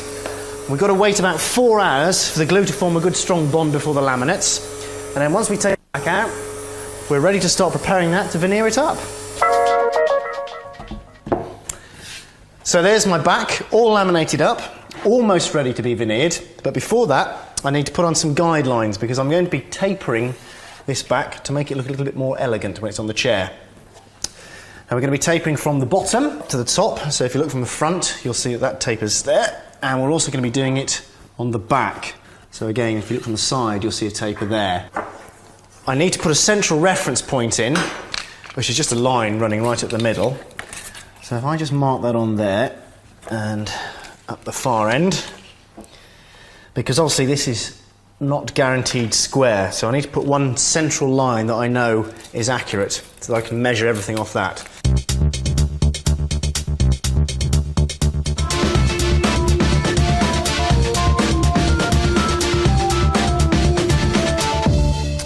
Now my next job is to shape the back. Now I'm going to cut the tapers into these.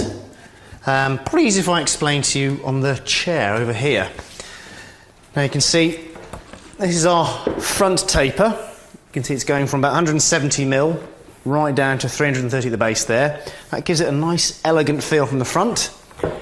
And from the side you can see that it gradually gets thinner as it goes up to this top, and the same at the bottom. That stops it looking too sort of beefy all the way up and makes it look like it's got a little bit of spring in the top as well. Now I'm going to be using a variety of handles to do this job. The first one is my jigsaw, and I'm going to be using that to rough cut the sections that I've marked up earlier. So I'm going to cut them oversized so that we've got plenty to play with. We don't want to take too much off in one go. Then I'm going to spin this onto its front, and I'm going to start shaping some of the laminates away, literally chopping them clean away with my electric planer here. Now, that's a fairly brutal tool. You'll see that from the finish it gives me. So to make it nice and smooth, I'm then going to use my handheld electric belt sander, which has got a very coarse paper on that. I'm just going to work away till I end up with a really good, smooth finish ready to be veneered.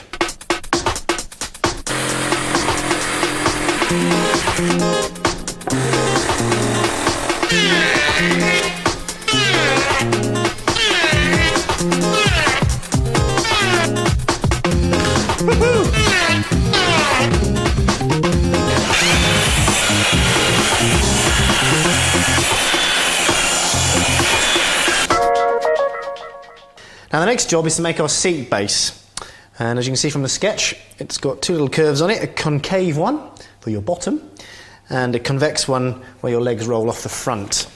And to do that, we're going to make another former. Well, I've already made another former, very similar to the first one I made for the back, except on this one we've got the ribs still in place. Now rather than using the vacuum bag, my 5 layers of flexible plywood were bent around these ribs using sash cramps. And the reason I did that is because it's very difficult to manipulate that many pieces of timber and get such a tight bend inside the vacuum bag, so sometimes it's just easier to use good old-fashioned sash cramps. We use the same material that we used for our back, which is our birch plywood to make our laminates from. They're going to be glued onto the former, and then we're going to cramp those on as well. And we'll finally use the vacuum bag to put our veneer on. So I suppose I better get gluing these things together, hadn't I?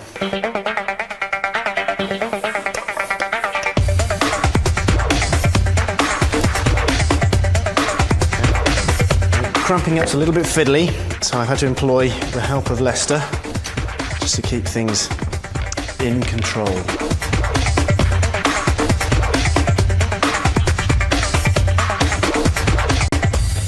Okay, now we need to leave that for about 24 hours to set rigid, because there's a lot of tension in that front edge, so we have to make sure the glue's fully bonded before we take the cramps off.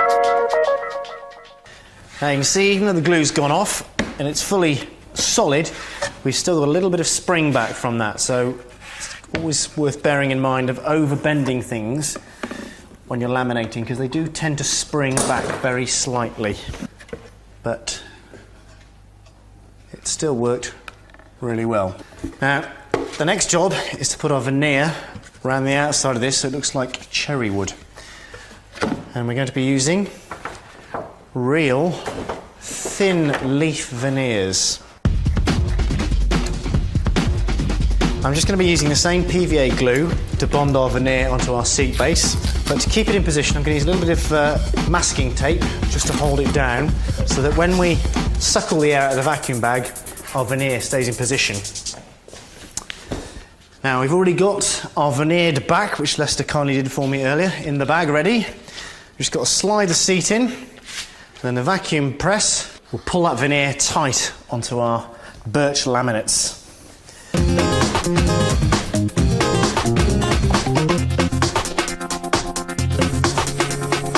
Well, there we go. We've just got to wait for 4 hours or so for that to set.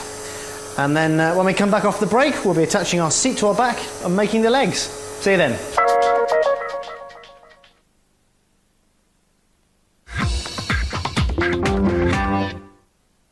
The Bath Store sale with up to 40% off ends soon. So it's your final chance to find a bathroom that will melt your heart. Precious stuff. Time just keeps ticking away, doesn't it? Shame to waste it, doing things you don't like. So, how about this? A limo direct to an exclusive check-in area, straight through your own private security channel, as you do. Leaving you more time in here, doing things you do like. Yep, precious stuff. Time. Talking of which, must fly. What you think?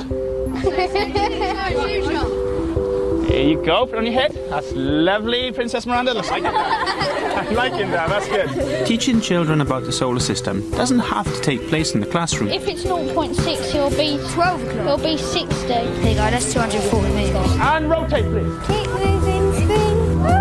Keep going. Go through, where are you going? Turn your talent to teaching. Visit teach.gov.uk. I wanted laser eye treatment, but I needed reassuring. Ultralaze took care of that. It had to be affordable. Ultralaze took care of that.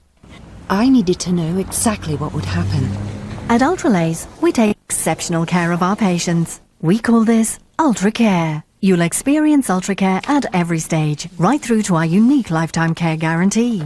You only get Ultra Care from Ultralaze. Call 08000 08000 for a free information pack about laser eye treatment. We can't make you immortal. We can give you life insurance from £10 a month. Call us or visit norwichunion.com.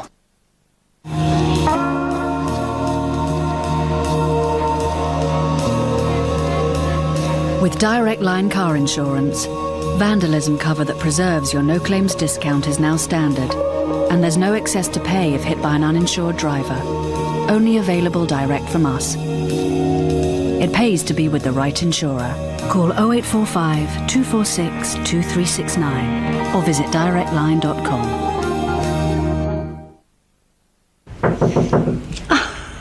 Looks like your boys are back, Jean. Already. And it looks like they're hungry. That's a surprise. Hi, Mum. That basket's way too small. Less than half price on extra large beef roasting joints is just one of hundreds of new offers at Summerfield this week. And it's less than half price on young salmon fillets too. So what's for afters? How about that? I don't think so, Mum. For fresh offers every week, pop into Summerfield. In the race for value, choose Citroën. This month, get the spacious 5-door C3 from just $6,995. The stylish C4 that's alive with technology from just $9,995. Or the versatile new C4 Picasso. With 4 years 0% APR typical finance available on selected models. Text robot to 84118.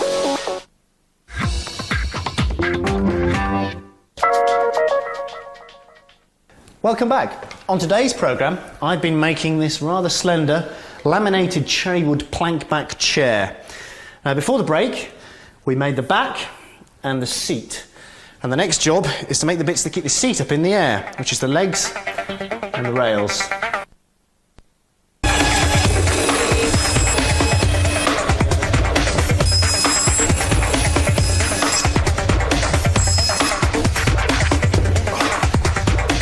It always helps when you've got really good tools. Now, for those little tool fans out there, this is the Rolls-Royce of block planes.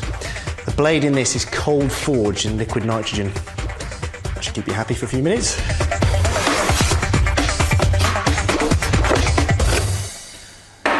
Right, that's the seat base, all looking beautiful. The next job is to make our rails. Over on the finished chair, I can show you where the rails are. These are these sections that join onto the back and to the legs and hold our seat in place. Now I'm going to make those from solid cherry wood. I've got a plank over here ready. And the easiest way to get the shape correct for these is to use our seat base as a template. Now I just need to mark off the widest point, which is at the back of my rails, which is just over 100 millimetres, so put that mark in there. And the next thing is to mark in freehand the shape of the bottom of the rails. There's only one straight line on these rails, and that's the one on the back where it meets the actual chair back itself.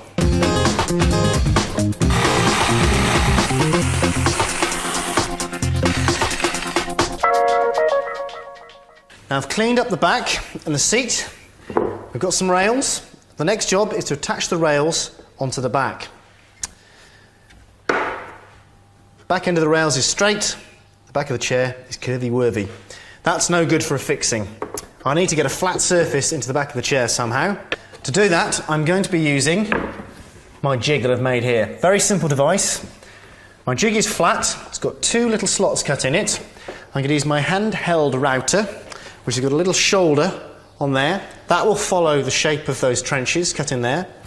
This then will follow the flat surface of the MDF.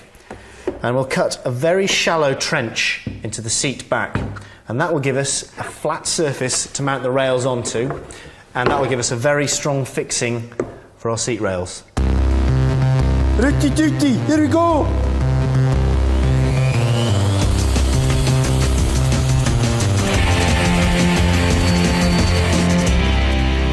So you can see I've got a little slot cut in there now, and with a little bit of shaping, my rail will sit beautifully in there. Now my next job, if I show you the sketch, is to fix these side rails into the back of the chair. Now you can see I've got some little fixtures in there, some holes, and the kind of fixings we're going to be using are these here, which are very good for this sort of job. And the way these work is we fix this little barrel bolt into the back of the chair. This section then fits into our rail, which enables us to screw the rail into there, tighten it up with a spanner, and gives us a really rigid back and rail assembly. Now, my next thing is to drill a hole for the threaded bar to pass through. So if you imagine this is going to fit inside there. I need a hole for this bar to pass all the way through and come out the other end. It might seem complicated, but it will come clearer as we go.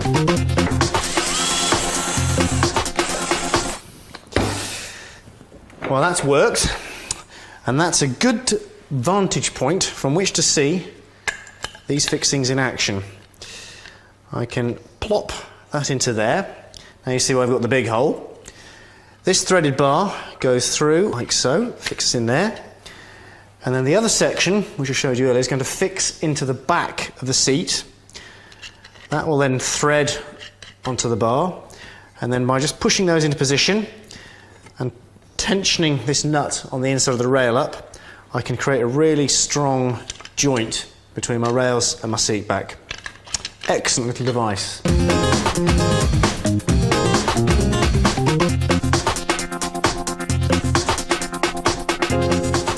Look at that, that's absolutely rigid. Just need to fit the other one on, and then it's time to make the legs.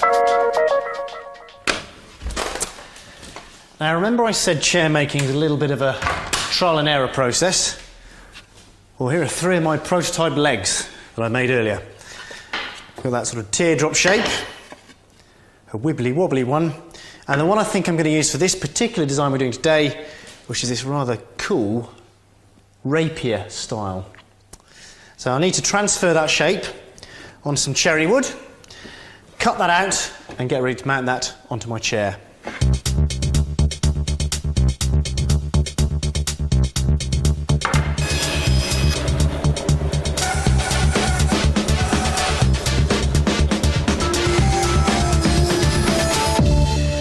Now I've sanded the 2 legs, and lovely they are.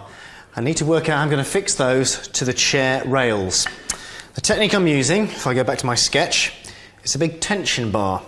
It's a threaded piece of steel which goes all the way through the front members. In other words, both the legs, the 2 rails, and you'll see a spacer bar in the centre. It's a very simple technique. We just drill a hole all the way through the parts, fit our spacer bar in the centre, fit everything together, put some glue on, pass our threaded bar all the way through, put a nut on the end, tighten that right up. That'll keep that really solid. And to finally make that look pucker, we're going to put a little plug in the end of the hole and make a little feature of the fact that we've got a fixing in there.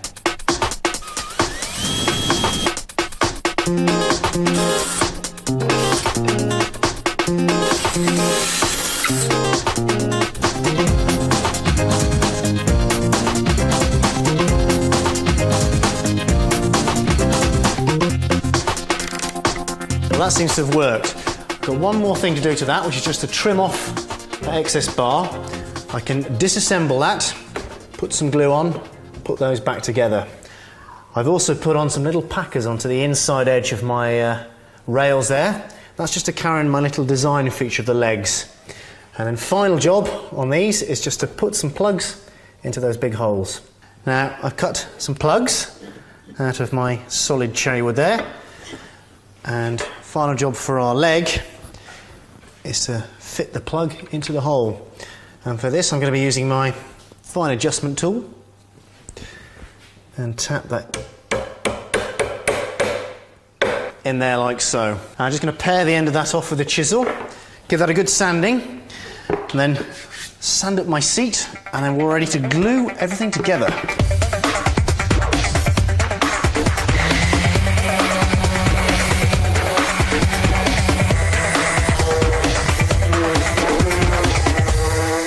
Now our final job is to put a finish onto our chair. I want something very durable that's going to sort of survive all the wear and tear of all those bottoms rubbing on our seat. So I'm going to use a spray finish. This is solvent based, very durable finish indeed, but you have to do it outside or in a properly extracted spray booth. So it's not very DIY, but I thought you might like to see how it's done.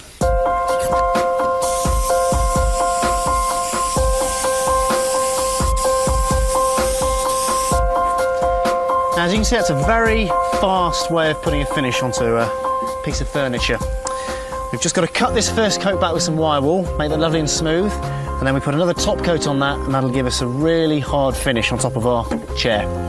You can hire this equipment, and you can use water-based sprays as well.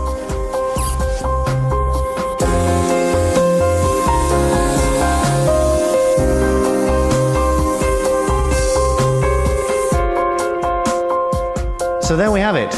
Another idea turned into reality. 3 or 4 days good hard work, but I suspect it wouldn't necessarily be your first project. But who knows what the future holds. But see you next time. Bye. Remember to always use the correct safety equipment when working with machinery.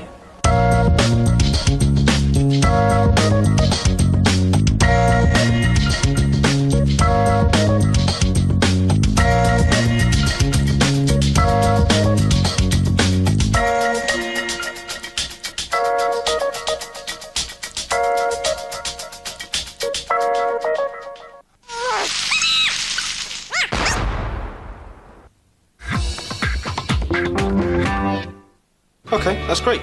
See you next week then. Thinking about a change of career? The Instructor College need people just like you to train as driving instructors. So, if you've got a driving licence, give us a call.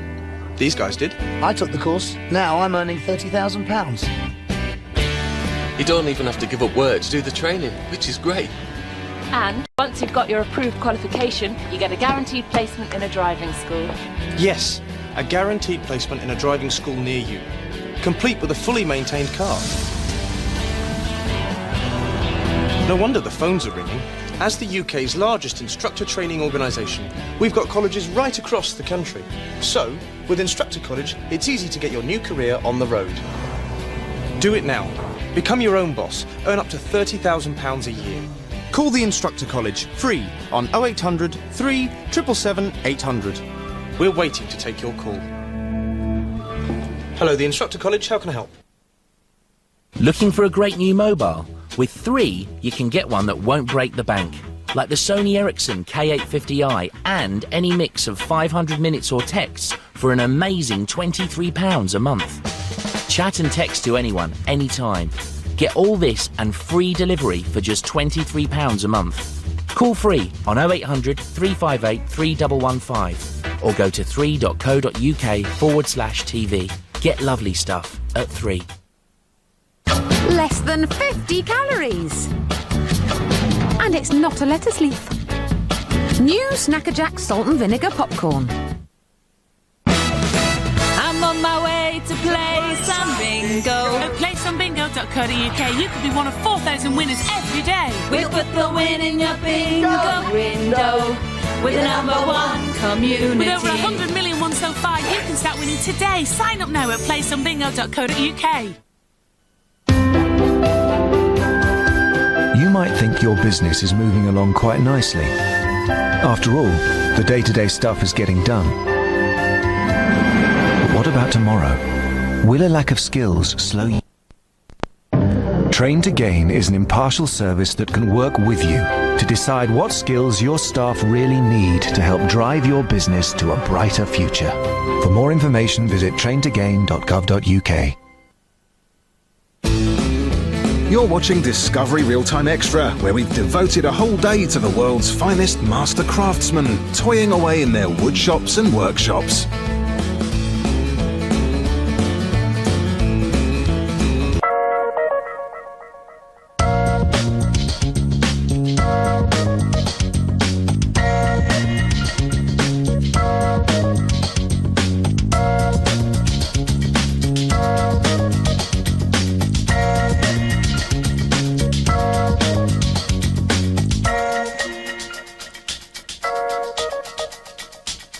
The next project is this lovely bed. It's so big, we're spreading it over 2 episodes. But it's worth it. I mean, we've got features such as these beautiful solid walnut sides. I'll be showing you how we made these coffee and cream curved corners to stop you banging your toes in the middle of the night. We've got these funky feet which hold the whole thing up in the air. And the same theme is followed through in our upholstered headboard. And to cap it all off, we've got some coffee and cream side tables. Anyway, I can't stay here all day. I've got work to do.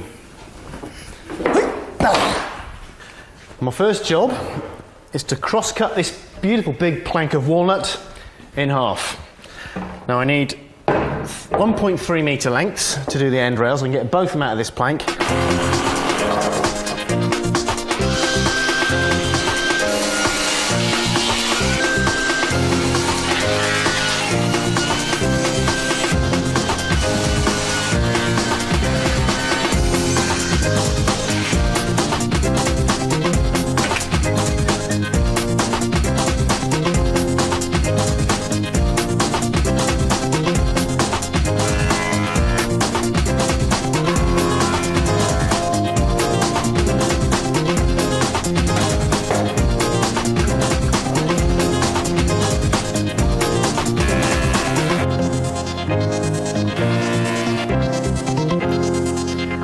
chosen to use American black walnut to make the sides of my bed over European walnut, and there's a good reason for that, which I was discussing with an expert in American hardwoods at a timber yard recently.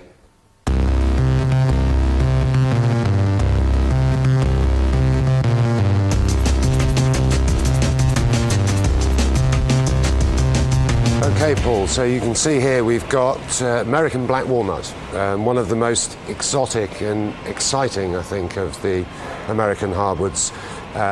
One of the darkest in terms of colour as well.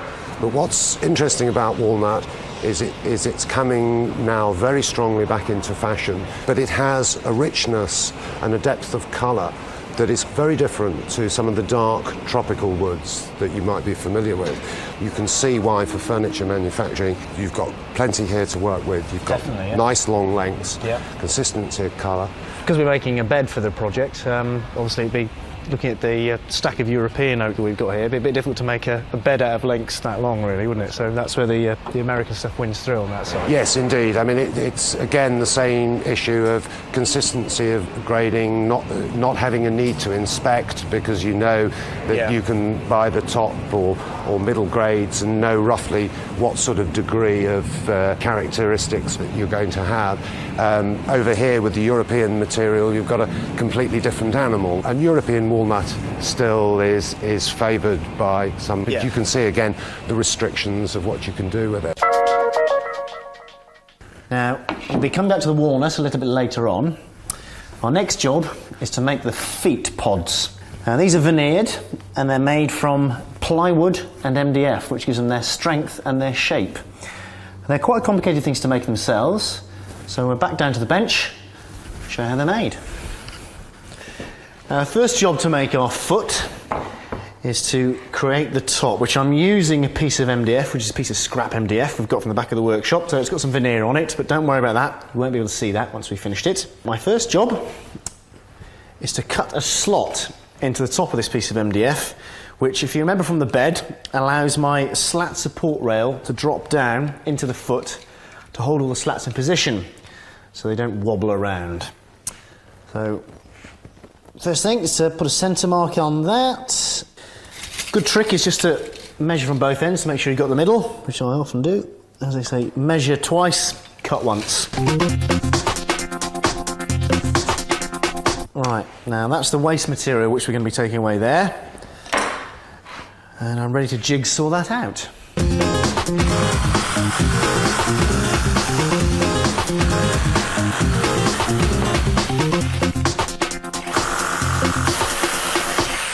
I've cut the slot in there. The next job is to create some of these little bishop's hat shaped sections out of MDF. Now these are going to form the three-dimensional shape of the foot. I've already shaped one up, which I'm going to use as my template to mark up the other ones, which I'm going to rough cut first. Again, using some scrap MDF, which we've got out of the back end of the workshop. And I need 6 of these in total. So I'm just going to quickly mark these up onto here, working off a square edge of the board. I've cut all my ribs into their bishop hat shape, roughly, and I've also trimmed the ends off, and I'll tell you why a little bit later. And what I need to do now is profile them, in other words, create the same shape on each rib so that my three-dimensional shape I'm using for my foot is correct. And throughout the series we've been using a router to do our profiling, and we've been using a cutter such as this one here, which is a bearing following cutter, but that's not good enough today. We're going to be using the big spindle moulder instead. And this is it over here. Works on the same sort of principle as the bearing follower cutter on the router. And you can see we've got a great big cutter block mounted in the spindle moulder here. And you can see it's got straight cutting blades on the side there. And mounted above that, we've got something called the ring fence.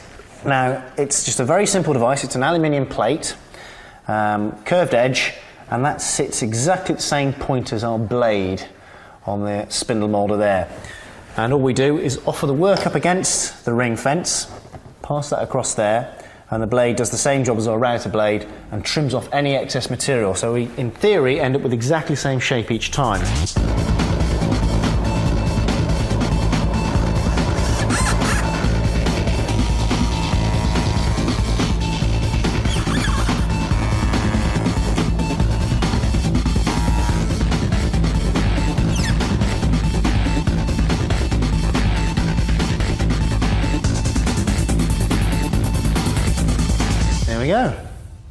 all ready to put that mystery section across the top.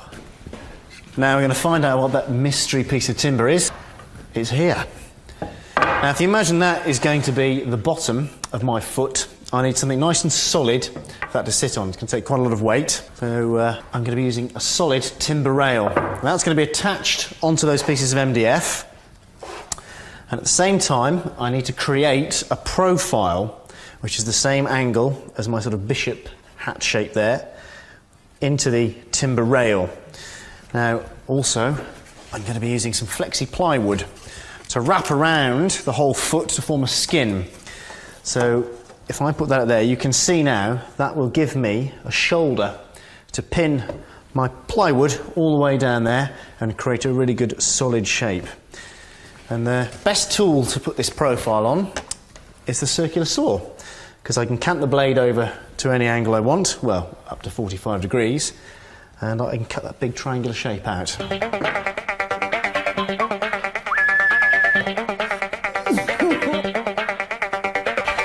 I'm going to unscrew and remove the crown guard so you can see what's going on, but it's not something I'd necessarily endorse normally.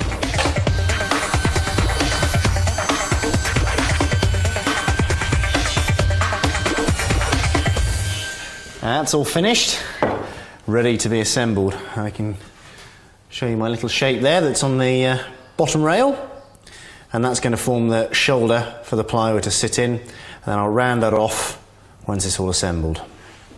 That easy. I'm going to be using good old polyurethane glue to put this together, and my pneumatic pin gun to pin everything to position. This gives us a very strong combination, glue and pins.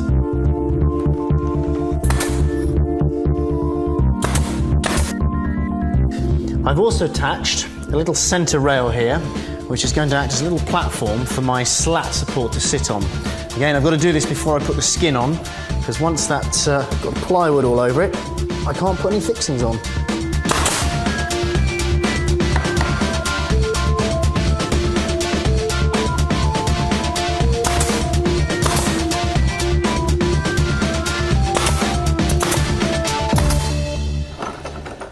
I've just popped some cramps onto the bottom of that to hold it nice and tight while the glue goes off. And while that does set, I can get on with the next job, which is to round off this very sharp edge, because we're going to be wrapping some veneer around there, so I want a smooth curve for it to go on in one piece. And the way I'm going to do that is I'm going to take the meat off with a hand plane and then just smooth it off finely. I'm going to use my little handheld belt sander.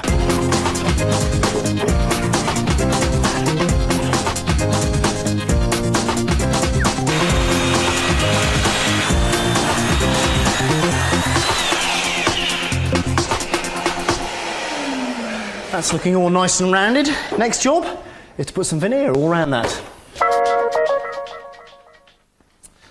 Now I'm using real walnut veneer, which has been put onto a backing card. You can buy it in big rolls, but it does last a long time, and for a project like this you probably only need a third of a sheet. Now I'm going to be sticking it onto my foot using contact adhesive, and you can see here I've put some extra sections onto the end of the feet, which are ready veneered pieces of walnut veneered MDF. So let's get pouring some glue out.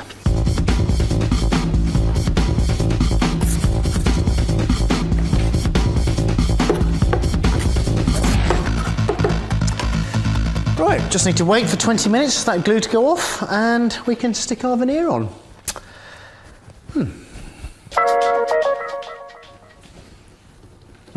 That's ready. The glue's lost all its tack, so we're ready to bond the veneer onto our foot pod. Got my various tools, scissors, roller and veneer trimmer. There's only one hit with this, so I don't want to miss. I have to make sure, get it all lined up, and just that looks pretty good so far. Now I'm using the veneer roller to try and get a good smooth surface all the way across the veneer, so we're ironing out any little bubbles of glue that might be stuck underneath.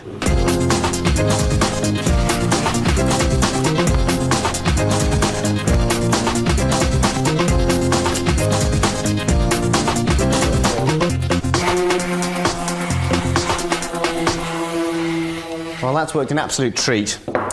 My next thing is just to give that a really good sanding to make that look beautiful. And I'll be seeing you in part 2, and I'll be showing you how to make those curvy corner pieces. See you then.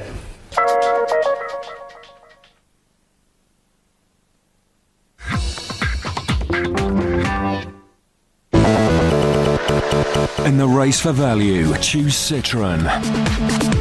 This month, get the spacious 5-door C3 from just $6,995.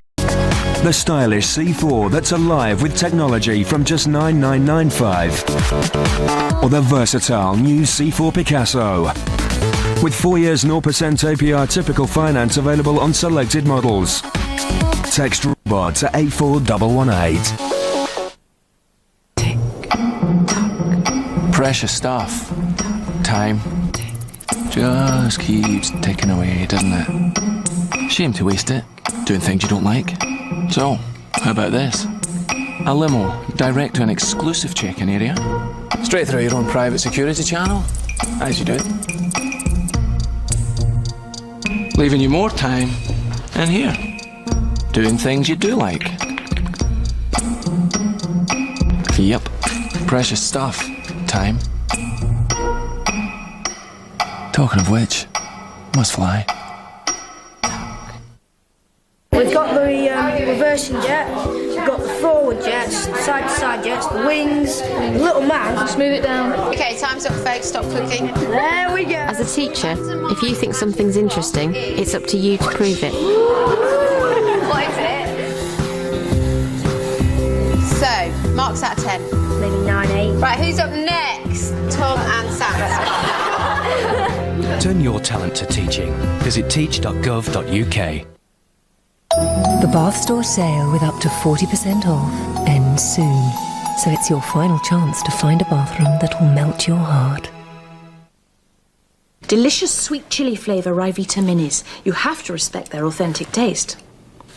Sweet chili flavour Ryvita Minis. Big taste, mini waste. Oh no! This one's all stretched too. It could be your detergent, weakening the fibres of your clothes, leading to this kind of damage. Try new Woolite All Fabrics. It's more than just a detergent, it's a safe detergent. It helps protect your clothes from damage in the wash. Watch this. The fabric washed in Woolite stays stronger. Woolite helps keep all your clothes looking and feeling like new for longer. Don't take a chance. Trust Woolite.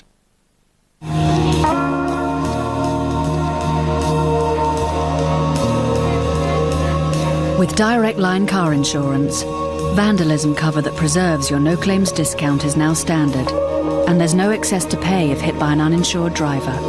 Only available direct from us. It pays to be with the right insurer. Call 0845 246 2369 or visit directline.com. There's more to life than making films. Fighting for the causes I believe in. Finding time for myself. But you've still got to keep up. It's the same for my skin. Vitalift Double Lifting Moisturiser from L'Oreal Men Expert. In one step, wrinkles appear reduced, skin feels tautened. Vitalift from L'Oreal Men Expert. The future of your skin is in your hands. You're worth it. We can't make you immortal. We can give you life insurance from £10 a month. Call us or visit norwichunion.com.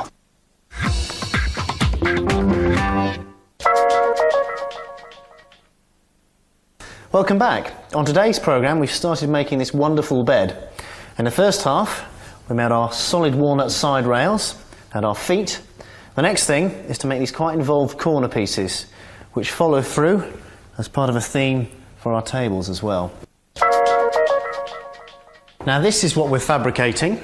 This is a whole length of corner pieces. There's enough here to make 4 corners for a bed and 2 tops for the tables. And what we make it from is this product here, which is birch plywood. This is very thin, often called aeroply because it's used in the aeronautics industry. As you can see, it's very bendy. But because we're bending 13 pieces, we're going to do it in 2 stages, an inner piece and an outer piece. And we've got a very heavy-duty former here that's made up of 3 great big chunks of oak. I'll show you that there. Now these were screwed and glued together and then passed over our spindle moulder to give it that nice radiused edge there, which when you look down forms the curve on the inside of our bed. Now the reason we do it in 2 stages is because it takes an awful lot of force to bend 6 pieces of this laminate around our former. So if we do it in 2 stages, do the first 6, let the glue go off, and then the glue does the work for us, keeps that bent. We can also trim this rebate, which becomes the inside edge of our lap joint. And once that's gone off, we can then put that back onto the former and glue the last 7 pieces around the outside edge of that and let that go off and let the glue keep it in shape after that. Now the easiest way to demonstrate the lap joint is to just show one of our tables. And you can see there, effectively, there's the lap. It's where the 2 pieces of timber overlap. And that is where our glue bond is. That gives us a very strong joint, as you know, because I've been sitting on this. Now the first job is to get some glue onto the laminates and then wrap them around the former. I'm probably going to need Lester's help for this, so let's get gluing.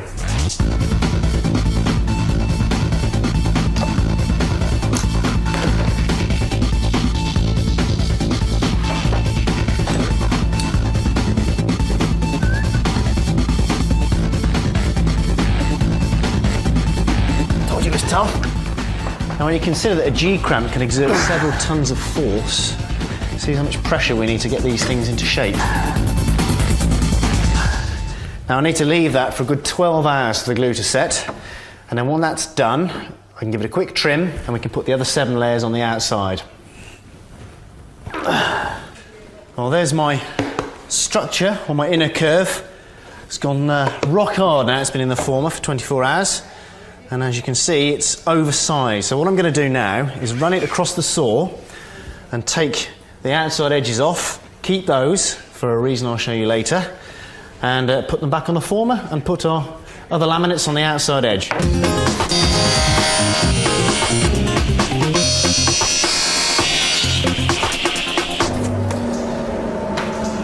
Right, that was fairly simple.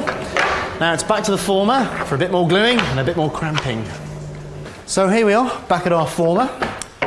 Same process, well almost the same process over again. And we've got our inner curved corner and the offcuts, which are going to act as packers and also help me keep it aligned on the former.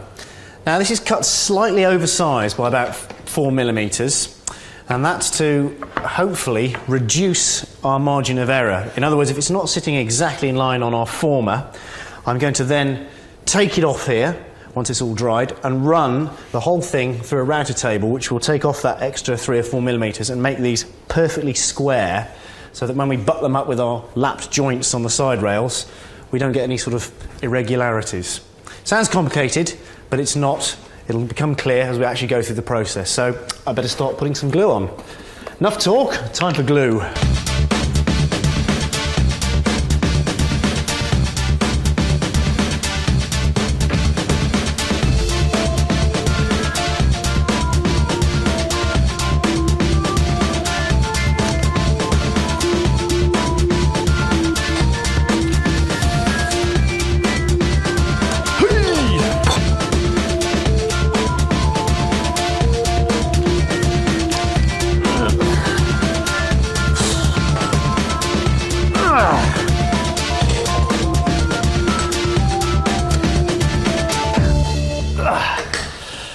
Right, finally got the thing in place. We need to leave that for another 12 hours. I tell you, my thumbs are getting pretty tired by the end of this particular programme. So there it is, 12 hours later.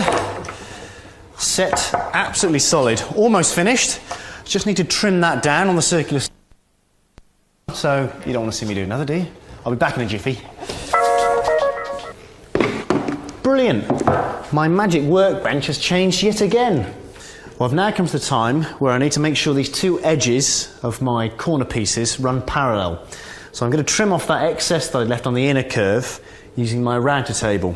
Now what I'm doing is just literally passing this through here and you can see the cutter's actually going to take off about 4mm from my inner curve, and then I know that these will form nice accurate joints with our walnut side rails.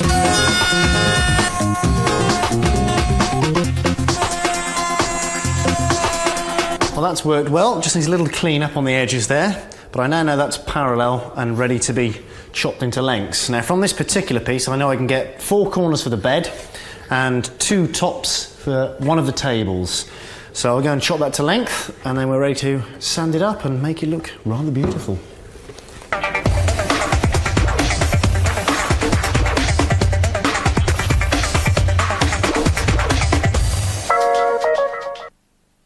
Now we're almost ready to assemble the outer frame of the bed. And I've got my 4 bits of walnut, which I machined up earlier. You can see they've lost quite a lot of thickness. They're all cut to length, and they're ready to have a rather wide lap joint cut into them. Best way to show you is on the bed, and the lap joint is this very wide cut here.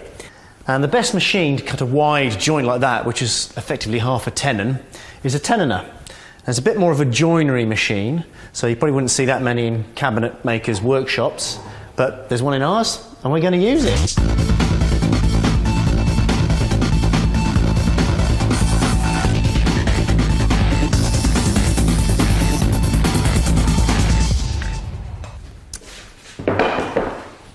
Now we're virtually ready to put our frame together. We just have to put our fixings in position. Got our planks lapped on the tenoner, and we've shaped and processed all our corner pieces. Now the way I'm going to do this is very simple. I'm using some very industrial fixings to do this. We've got socket head bolt and something called a T-nut, which fixes into the timber, and we're just going to thread those two together and squeeze our corners onto our rails, and they'll fit like so. And what we're going to do is we're going to glue the 2 pieces onto the side rails permanently, and our end rails will be dismantleable, because also you need to get your bed up and down the stairs. So let's put one on.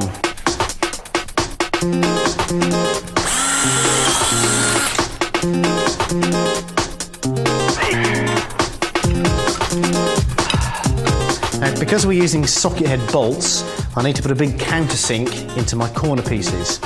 It's too big for an ordinary countersink, so what I'm going to use is a 45-degree chamfer bit in my router. And all I'm doing is sinking that into the hole I've already drilled, running that round, and that creates a lovely big countersink that looks very professional for our very industrial fittings.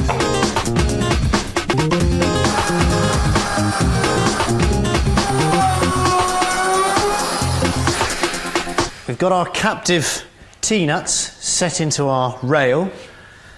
Now all we have to do is offer up the corner piece into position, pop our bolts like so. There we go. And it's as simple as that. A really strong and I think visually powerful fixing method. And then we just put all the other fixings into our other rails, and we're ready to assemble the whole frame as a big rectangle. Right, well, let's see if it all goes together. Woodwork meets engineering.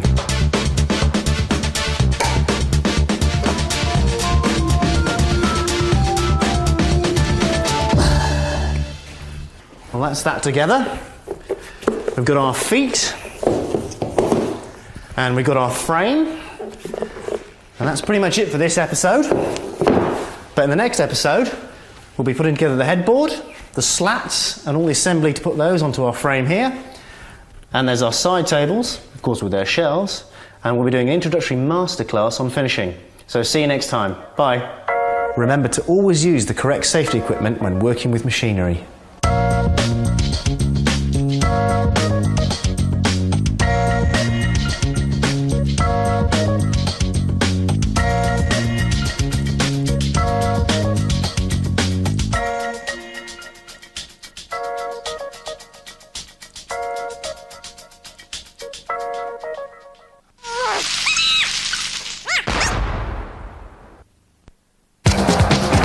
Take cover for an explosive new zone on Real Time Extra. Big boys and their toys. That's deadly. That's accurate. In Lock and Load. Every night from 10 on Discovery Real Time Extra.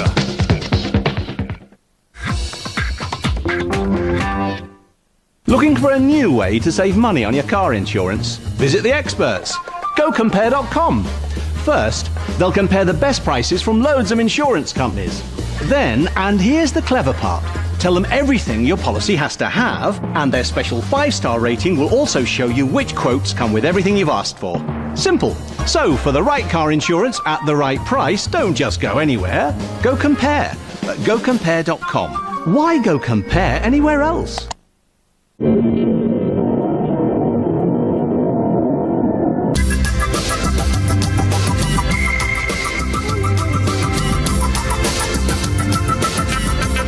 If you need financial help, who can you turn to for all your borrowing needs in just a stroke? Whoever you are, whatever you do, due to Ocean's new and expanded product range, we could help you. Whether you want to raise extra money, reduce your outgoings, improve your home. In fact, whatever your needs, choose a name you know and can trust. Call Ocean anytime on 0800 858 858 or apply online at oceanfinance.co.uk. Think bigger. Think better. Think Ocean. I filled out the British Gas Energy Savers Report online. It was really easy to do and showed me how I could save up to £364, which is great. The ways to save are simple, and it'll make my home more energy efficient. Find out how you could cut up to 1/3 off your energy bill. Get your free personalised Energy Savers report at britishgas.co.uk. Find whatever you need at Hotels.com. Hotels.com. Wake up happy. Thought I might go for this myself. HP, 17-inch. Nice, but it's not just about size, is it? No, you're right. This has got 120 gig hard drive, 2 gig memory, DVD rewriter, a webcam. All right. And it's got an AMD dual-core processor. And the best thing is, it's got a £200 saving. It's now $499. $499? Save £200 in our final reductions, which end Tuesday. You best get yours before we sell out. Internet prices to take home today. PC World. The best of both worlds. Whether you're wacky about wood, crazy about crafting, or just like pottering about in your shed, you'll love Wood Shops and Workshops Day, all day today on Discovery Real-Time Extra.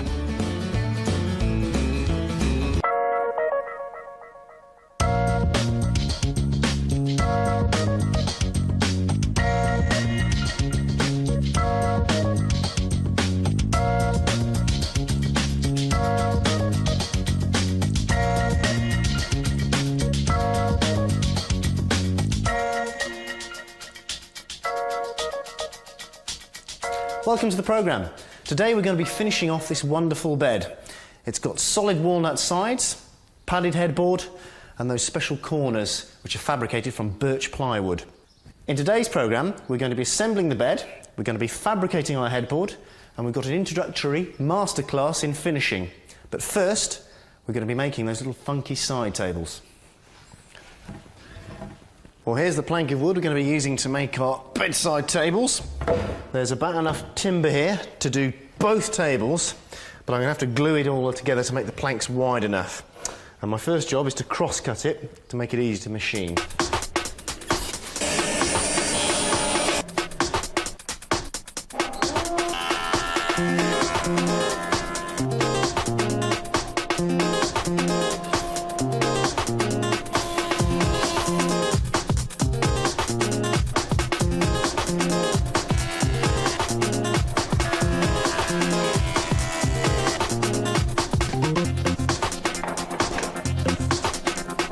Right, it's off down to the bench to glue these together.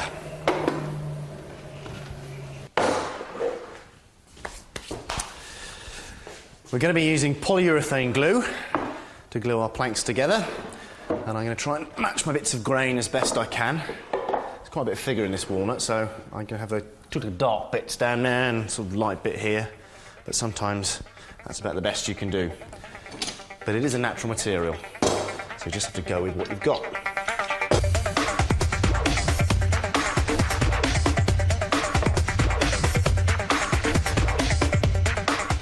might have noticed I'm not using any kind of jointing on these, no biscuits or tongues and grooves, because we've got solid timber, butting up to solid timber, and that will give us a really strong glue line.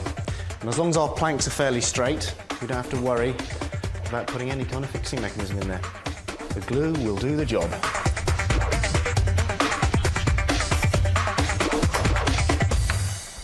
Right, just need to let that set for about an hour or so. Now, obviously, I've got plenty of good woodworking facilities here to machine all my timber, but you might not have at home, but that needn't stop you making furniture. There are plenty of timber yards offering a full machining service, so as well as buying your timber there, they can actually machine it for you. And I visited one recently to find out a little bit more.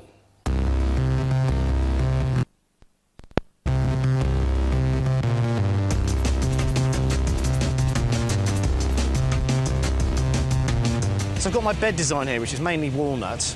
That's quite long lengths in the side of that. It's quite difficult for me to machine up. Could you cope with that, and what sort of machines would you use to do that? Yeah, it won't be a problem. Yeah, not a problem at all. All we can do, we'll cut it to width on a straight line saw, so we straighten it 1 inch first, then re-straighten it, and then depending on how wide the boards are, I mean, anything up to 2 foot we can do through the thickness, or if not, it'll go through the moulder. It'll go through a 4 cutter. Yeah, it's no problem. And I've got some MDF slats, which I'm using to rest the mattress on. Right. And you can supply those, cut as well if I need them? Yeah, we've got a full range of MDF from 4mm up to 30mm, anything from 8x4 sheets up to 10x4s. And we've got a panel saw also, so we can cut them to your width. Well, that's great. You do all the hard bits, and I get to take the nice stuff away and fiddle at home. And you get all the fun bit.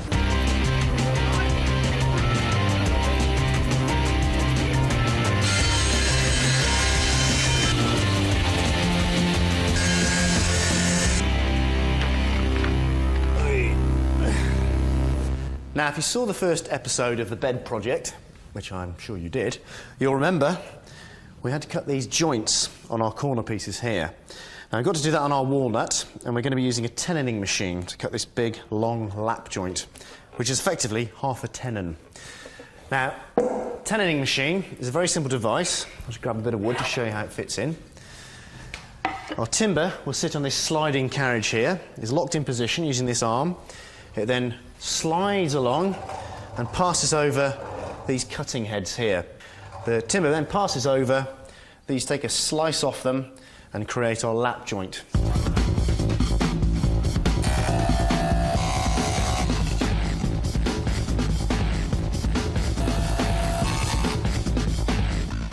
So you can see now, that's how I've created those big lap joints. Does exactly the same job each time. Great piece of machinery. Imagine trying to do that by hand. OK, that's all our laps cut, and we're ready to glue those onto our corner pieces. Now, just in case you didn't catch the previous episode, I'm going to run through how we made our corner pieces. These are our unique selling point of this design. What we've got here is a whole load of laminated birch plywood, very thin pieces, which we curved around a big solid former, a piece with a curve on it, effectively. These are all glued together.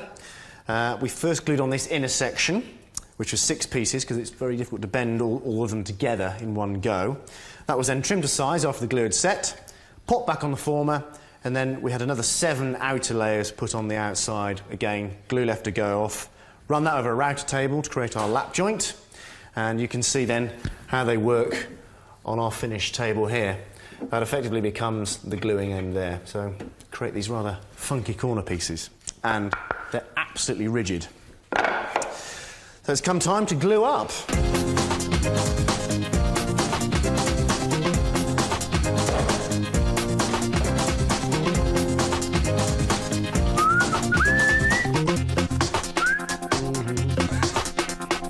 Now we've got one more job to do to our little table after it's been sanded.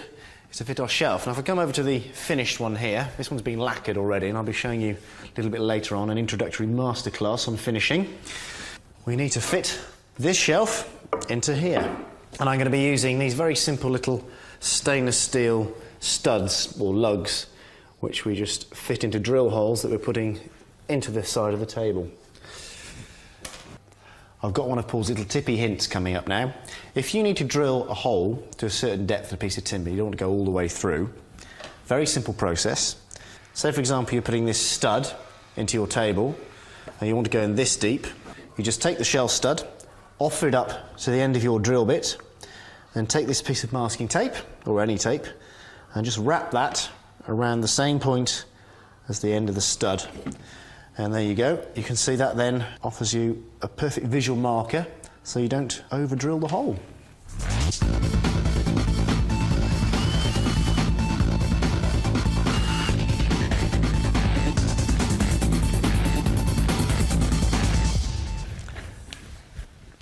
Right, back to the bed. Our next job is to fabricate and fix our slat supports, which you can see run down here, and I've got to shape them to profile them into this corner piece here. I'll be doing that on the sanding machine.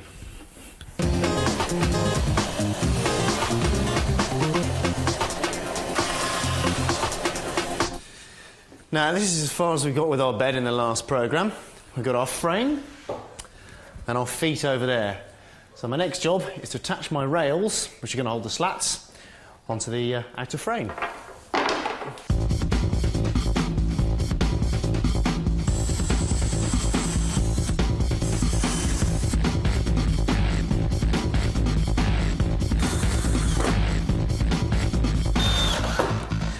Right, we're almost ready to fit our feet onto the frame. Just got 2 more jobs. And the first of those jobs is to finish off our feet. And to do that, we need to put our mounting boards onto the top of the feet to give them something to attach to the bed. Now, before I can do that, I need to cut away this excess material which covers up this slot, which will eventually allow my central support rail to drop into there. I'm just going to do that with a jigsaw.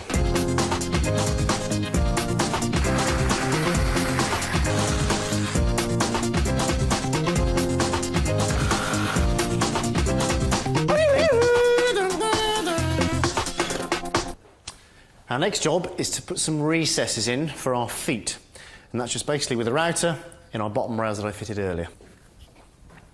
Now, to cut my recesses, I'm just going to use an ordinary handheld router, and I've got a straight cutter mounted in there and a side fence on there which I'm going to butt up against my rail that I've glued to the side of the bed and just run that along several passes, and I'll be able to take that out. Just need a quick clean up with a chisel when it's finished, and then we're ready to drop our feet onto the frame.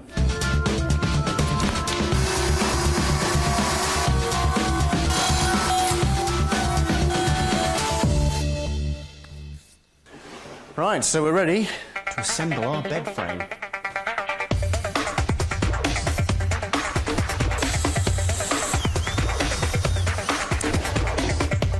Now, this is my centre rail, which supports all the slats along the length of the bed. Right, ready for some slats.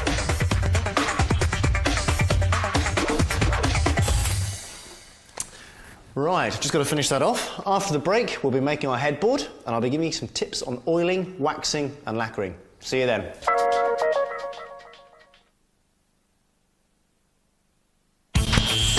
Two needle-wielding masters. 2 works of art, but only one can win. Let the battle commence. Ink Wars starts tonight at 10, only on Discovery Real Time. I need more toilet paper. Don't worry, Charmin's Absorb Bubbles can soak up moisture that may simply drip off flatter papers. Charmin with Absorb Bubbles. Good idea, yes. Experts say you need 3 servings of whole grain a day. Whole grain is really important, yeah. All of these Nestlé cereals have whole grain guaranteed. Not all cereals do. I think it's a fantastic idea, I really do. Just a bowl is a start to the whole grain you need each day. It's a good thing. Good thing for us, especially. Look for 3 a day on Nestlé cereals. It's just an easy way of getting whole grain into the diet. On your way to 3 a day. The Bath Store sale with up to 40% off ends soon. So it's your final chance to find a bathroom that will melt your heart. Actimel is backed by 15 years of scientific research. Actimel, scientifically proven to help support your body's defences. They're none. I didn't know Aero did hot chocolate. Yeah, there's something different about it. I can't quite put a finger on it. Well, it's very chocolatey. It's not just that. It also tastes kind of creamy. No, there's definitely something else. Aero hot chocolate. Lovely bubbly.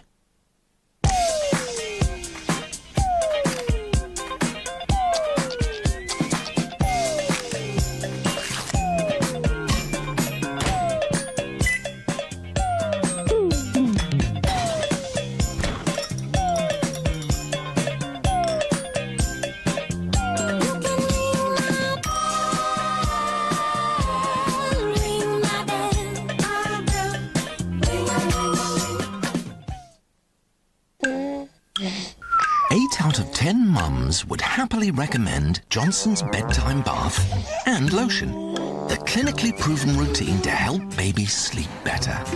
Dads, too, would recommend it if they could stay awake. Johnson's Bedtime Routine, recommended by 8 out of 10 mums. If you're only brushing and flossing, add Listerine Total Care for total oral health. It works in 6 different ways, breaking through plaque, keeping teeth strong and white, maintaining healthy gums, killing germs, and freshening your breath. New Listerine Total Care. Voted Mouthwash Product of the Year 2008. We all want our kids to have a balanced breakfast with something like toast, but there's so much to choose from. What do we put on it? Nutella. Surprisingly, each jar contains 52 hazelnuts, the equivalent of a glass of skimmed milk and some cocoa. Nutella releases energy slowly, so it can be part of a balanced breakfast that can help to keep them going. Wake up to Nutella. When a little one is feverish and achy, don't you just dream that she could feel better and get the sleep she needs? Well, new Calpol Night relieves pain and fever and contains a special ingredient to help children get the sleep they need.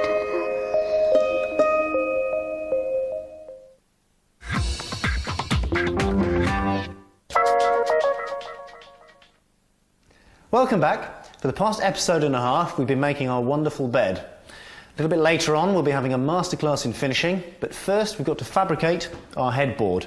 Now, this is made in the same way that we used to make our feet, but with one slight difference. So it's back down to the bench, and I'll show you how. What I've effectively got here is a skeleton. We've got a baseboard made from MDF, some inner liners which give us that curved shape, again made from MDF, and a top solid timber rail which gives me something to pin, in the case of the feet, our bendy plywood to. Now, the difference between this and the feet is that rather than using bendy plywood, I've decided to use another product which is called Kerf Cut MDF. Now you can see there are hundreds of tiny little lines cut into the one side of this MDF sheet, which enables me to bend that around quite tight radiuses. That will form the skin of our headboard. Before I do that, I need to put some captive fixings in to enable me to bolt the headboard onto the bed, and I'm going to be using these little T-nuts here. So I need to drill a hole, and I'll use a G-clamp just to squeeze those down into position, and once I've done that, I'll glue and pin on my MDF.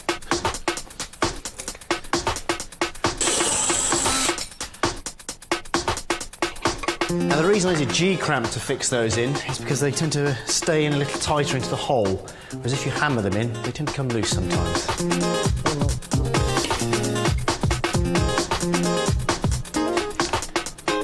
Now, I'm using my pneumatic pin gun to fire little brads or pins all through the MDF, which will hold it in position and keep it nice and tight so that the glue gets a good hold.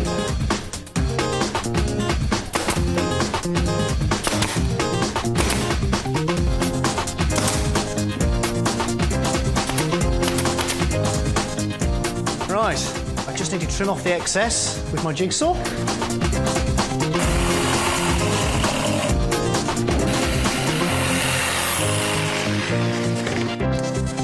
Now I need some foam to wrap around my headboard.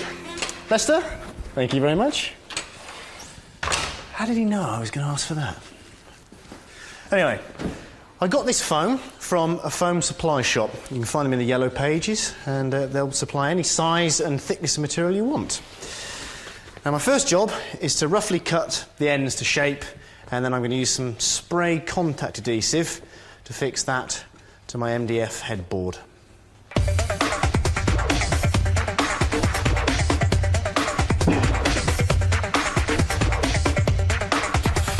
Now, obviously, you have to use a solvent-based contact adhesive in a well-ventilated room, so make sure you've got all the windows open.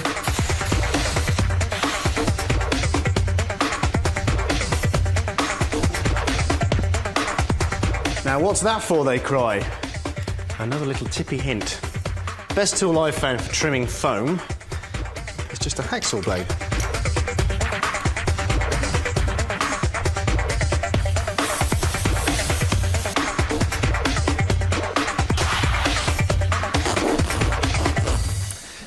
Now I need to pass this out to Lester so he can take it off to an upholsterer to have the cover made for it. It's actually my auntie. And next job is to make our mount or box for it to sit on in the frame. And that's a big piece of veneered, quite heavy MDF. Now the mount for my headboard is going to be made from 2 pieces of veneered MDF. Effectively, they form an L-shaped platform for it to sit on. Now, I'm using pre-veneered MDF because it's, well, it's cheap, basically. It's about £50 a sheet, which would be available from any good timber yard. Normal MDF would be about £15, £20, and it would take you an awful long time to actually veneer up an ordinary piece of timber. So, even though it sounds expensive, it actually is cheap in the long run. So I just need to cross-cut that, then I'm going to rip it through, get my 2 widths out, then shape the corners, join it together, and we're nearly done.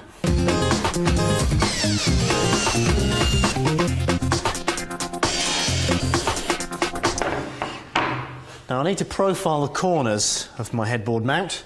I'm going to use one of the corners I've got spare to just get the right radius. So I'm just going to offer that up like so. And you can see that gives me the perfect shape I need for that to slot back and fit perfectly into the back of the bed.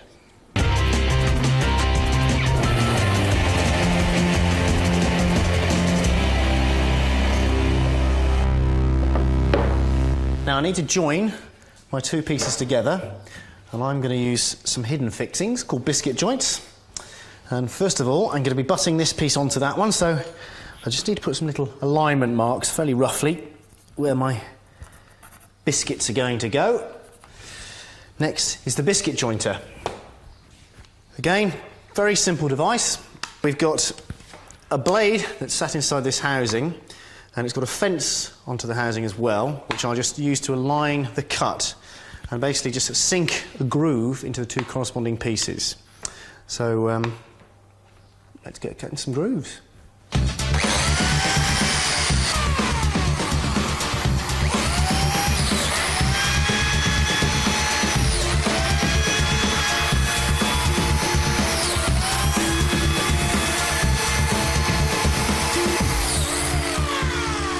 Now you can see I've cut some slots in there, and those fit my biscuit perfectly.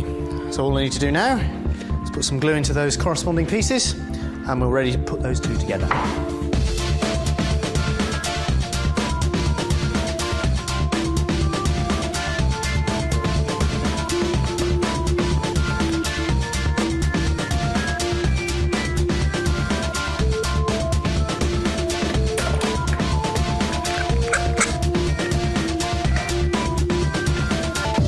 Now I just need to wait about 40 minutes for that glue to set, pop a couple of holes in there for our headboard fixings, and we're ready to fix it to our bed. Now next thing is to fit my support onto the bed. And to do that, I'm going to have to put some battens onto these edges of the bed frame. I've cut some walnut ready, and that's going to fit there. And I'll have a couple of pieces on the sides as well, and then I can just drop my support down onto that, screw through, then pop the headboard on.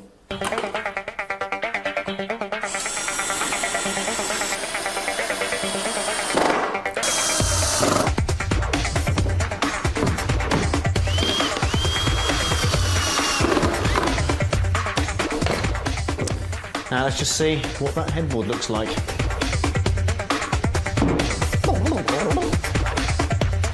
Now this is a synthetic suede I'm using on here, and you can get that from any good material shop. Might have to order it up for you if you want a specific colour. And it's about £25 a square metre upwards, depending on what make you get.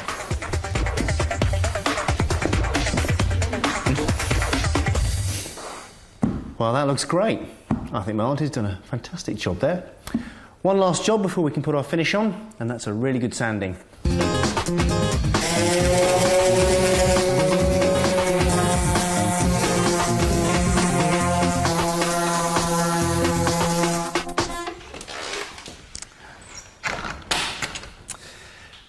it's come time for your introduction to finishing.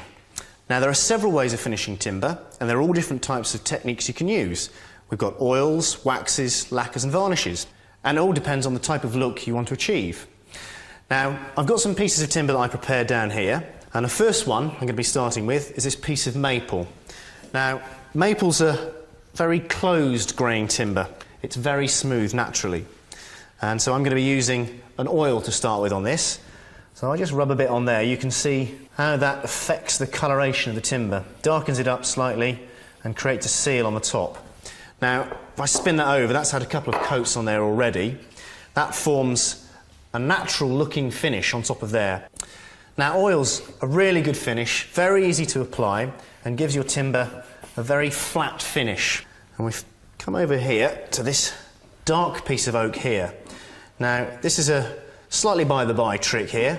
If you want to create a really sort of chocolatey, dark, rich colour to, say, a piece of oak, for example, you can treat it with ammonia. Very simply, you drop a piece of oak into a cardboard box and you put a saucer of household ammonia in the box, close the lid, leave it overnight, open it up in a well-ventilated space, take it out, and you end up with this fantastic dark silver finish to the oak. Now, this is great if you want to match colours, say, of old pieces of timber. If I put that oil on there, look at that, it really brings out the colour of that. It looks fantastic.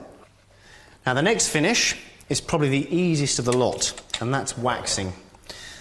And if I just hold it there, we've got some paste wax here, which is very similar to ordinary furniture polish. This is beeswax here. And all you do is just rub that straight into the grain. You can see it brings the colour out and forms a very easy finish over top of that. Now, least durable of the finishes, and it's not so good for keeping the dirt off. But if it does get damaged or marked, it's really easy just to cut that back with a bit of sandpaper and buff it back up with some more wax, and hey presto, back to new. Now, those are the oils and waxes, the more natural finishes. That brings me on to the next finishes, which are lacquers and varnishes.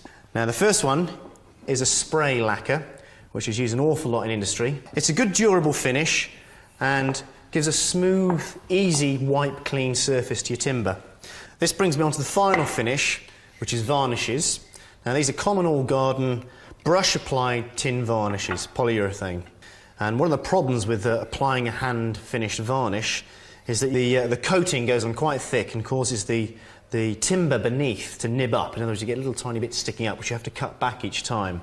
And the big problem with things like varnishes and lacquers is if you've got a dining room table, it's lacquer, for example, and someone puts a hot cup down onto it, you eventually get a white ring, which is the lacquer becoming opaque underneath the cup. Now, the only solution for that is, I'm afraid, to cut back the lacquer with sandpaper and redo the whole thing again, which is a benefit with oil and waxes that you can just easily re-oil or wax because it doesn't suffer from that same problem. Now, the finish I'm going to be using for my bed is oil. Oh.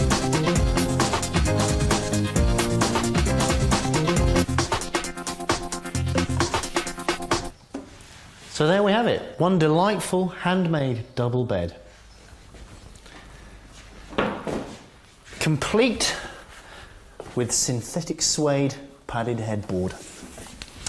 So for about £400 in material costs and a good few days very hard work, you could literally make your own bed and line it.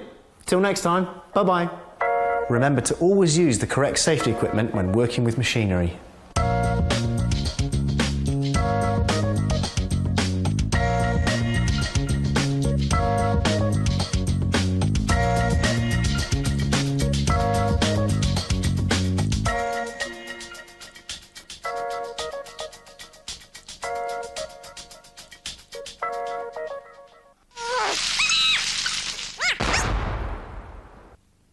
From an incredible restoration to building the ultimate home, follow two very different projects with real-time favourite Alan Hurd. Would you take on a project like this? And architect Gary Miley. Are you still going to go and live in this house? As they mentor two self-builders with ambitious ideas. You're building a house out of polished styrene. Inspired by some of the most innovative, modern residential architecture from around the world. Building the Ultimate House, a brand new series, starts Wednesday the 13th of February on Discovery Real Time. If you phone 2 Insurance...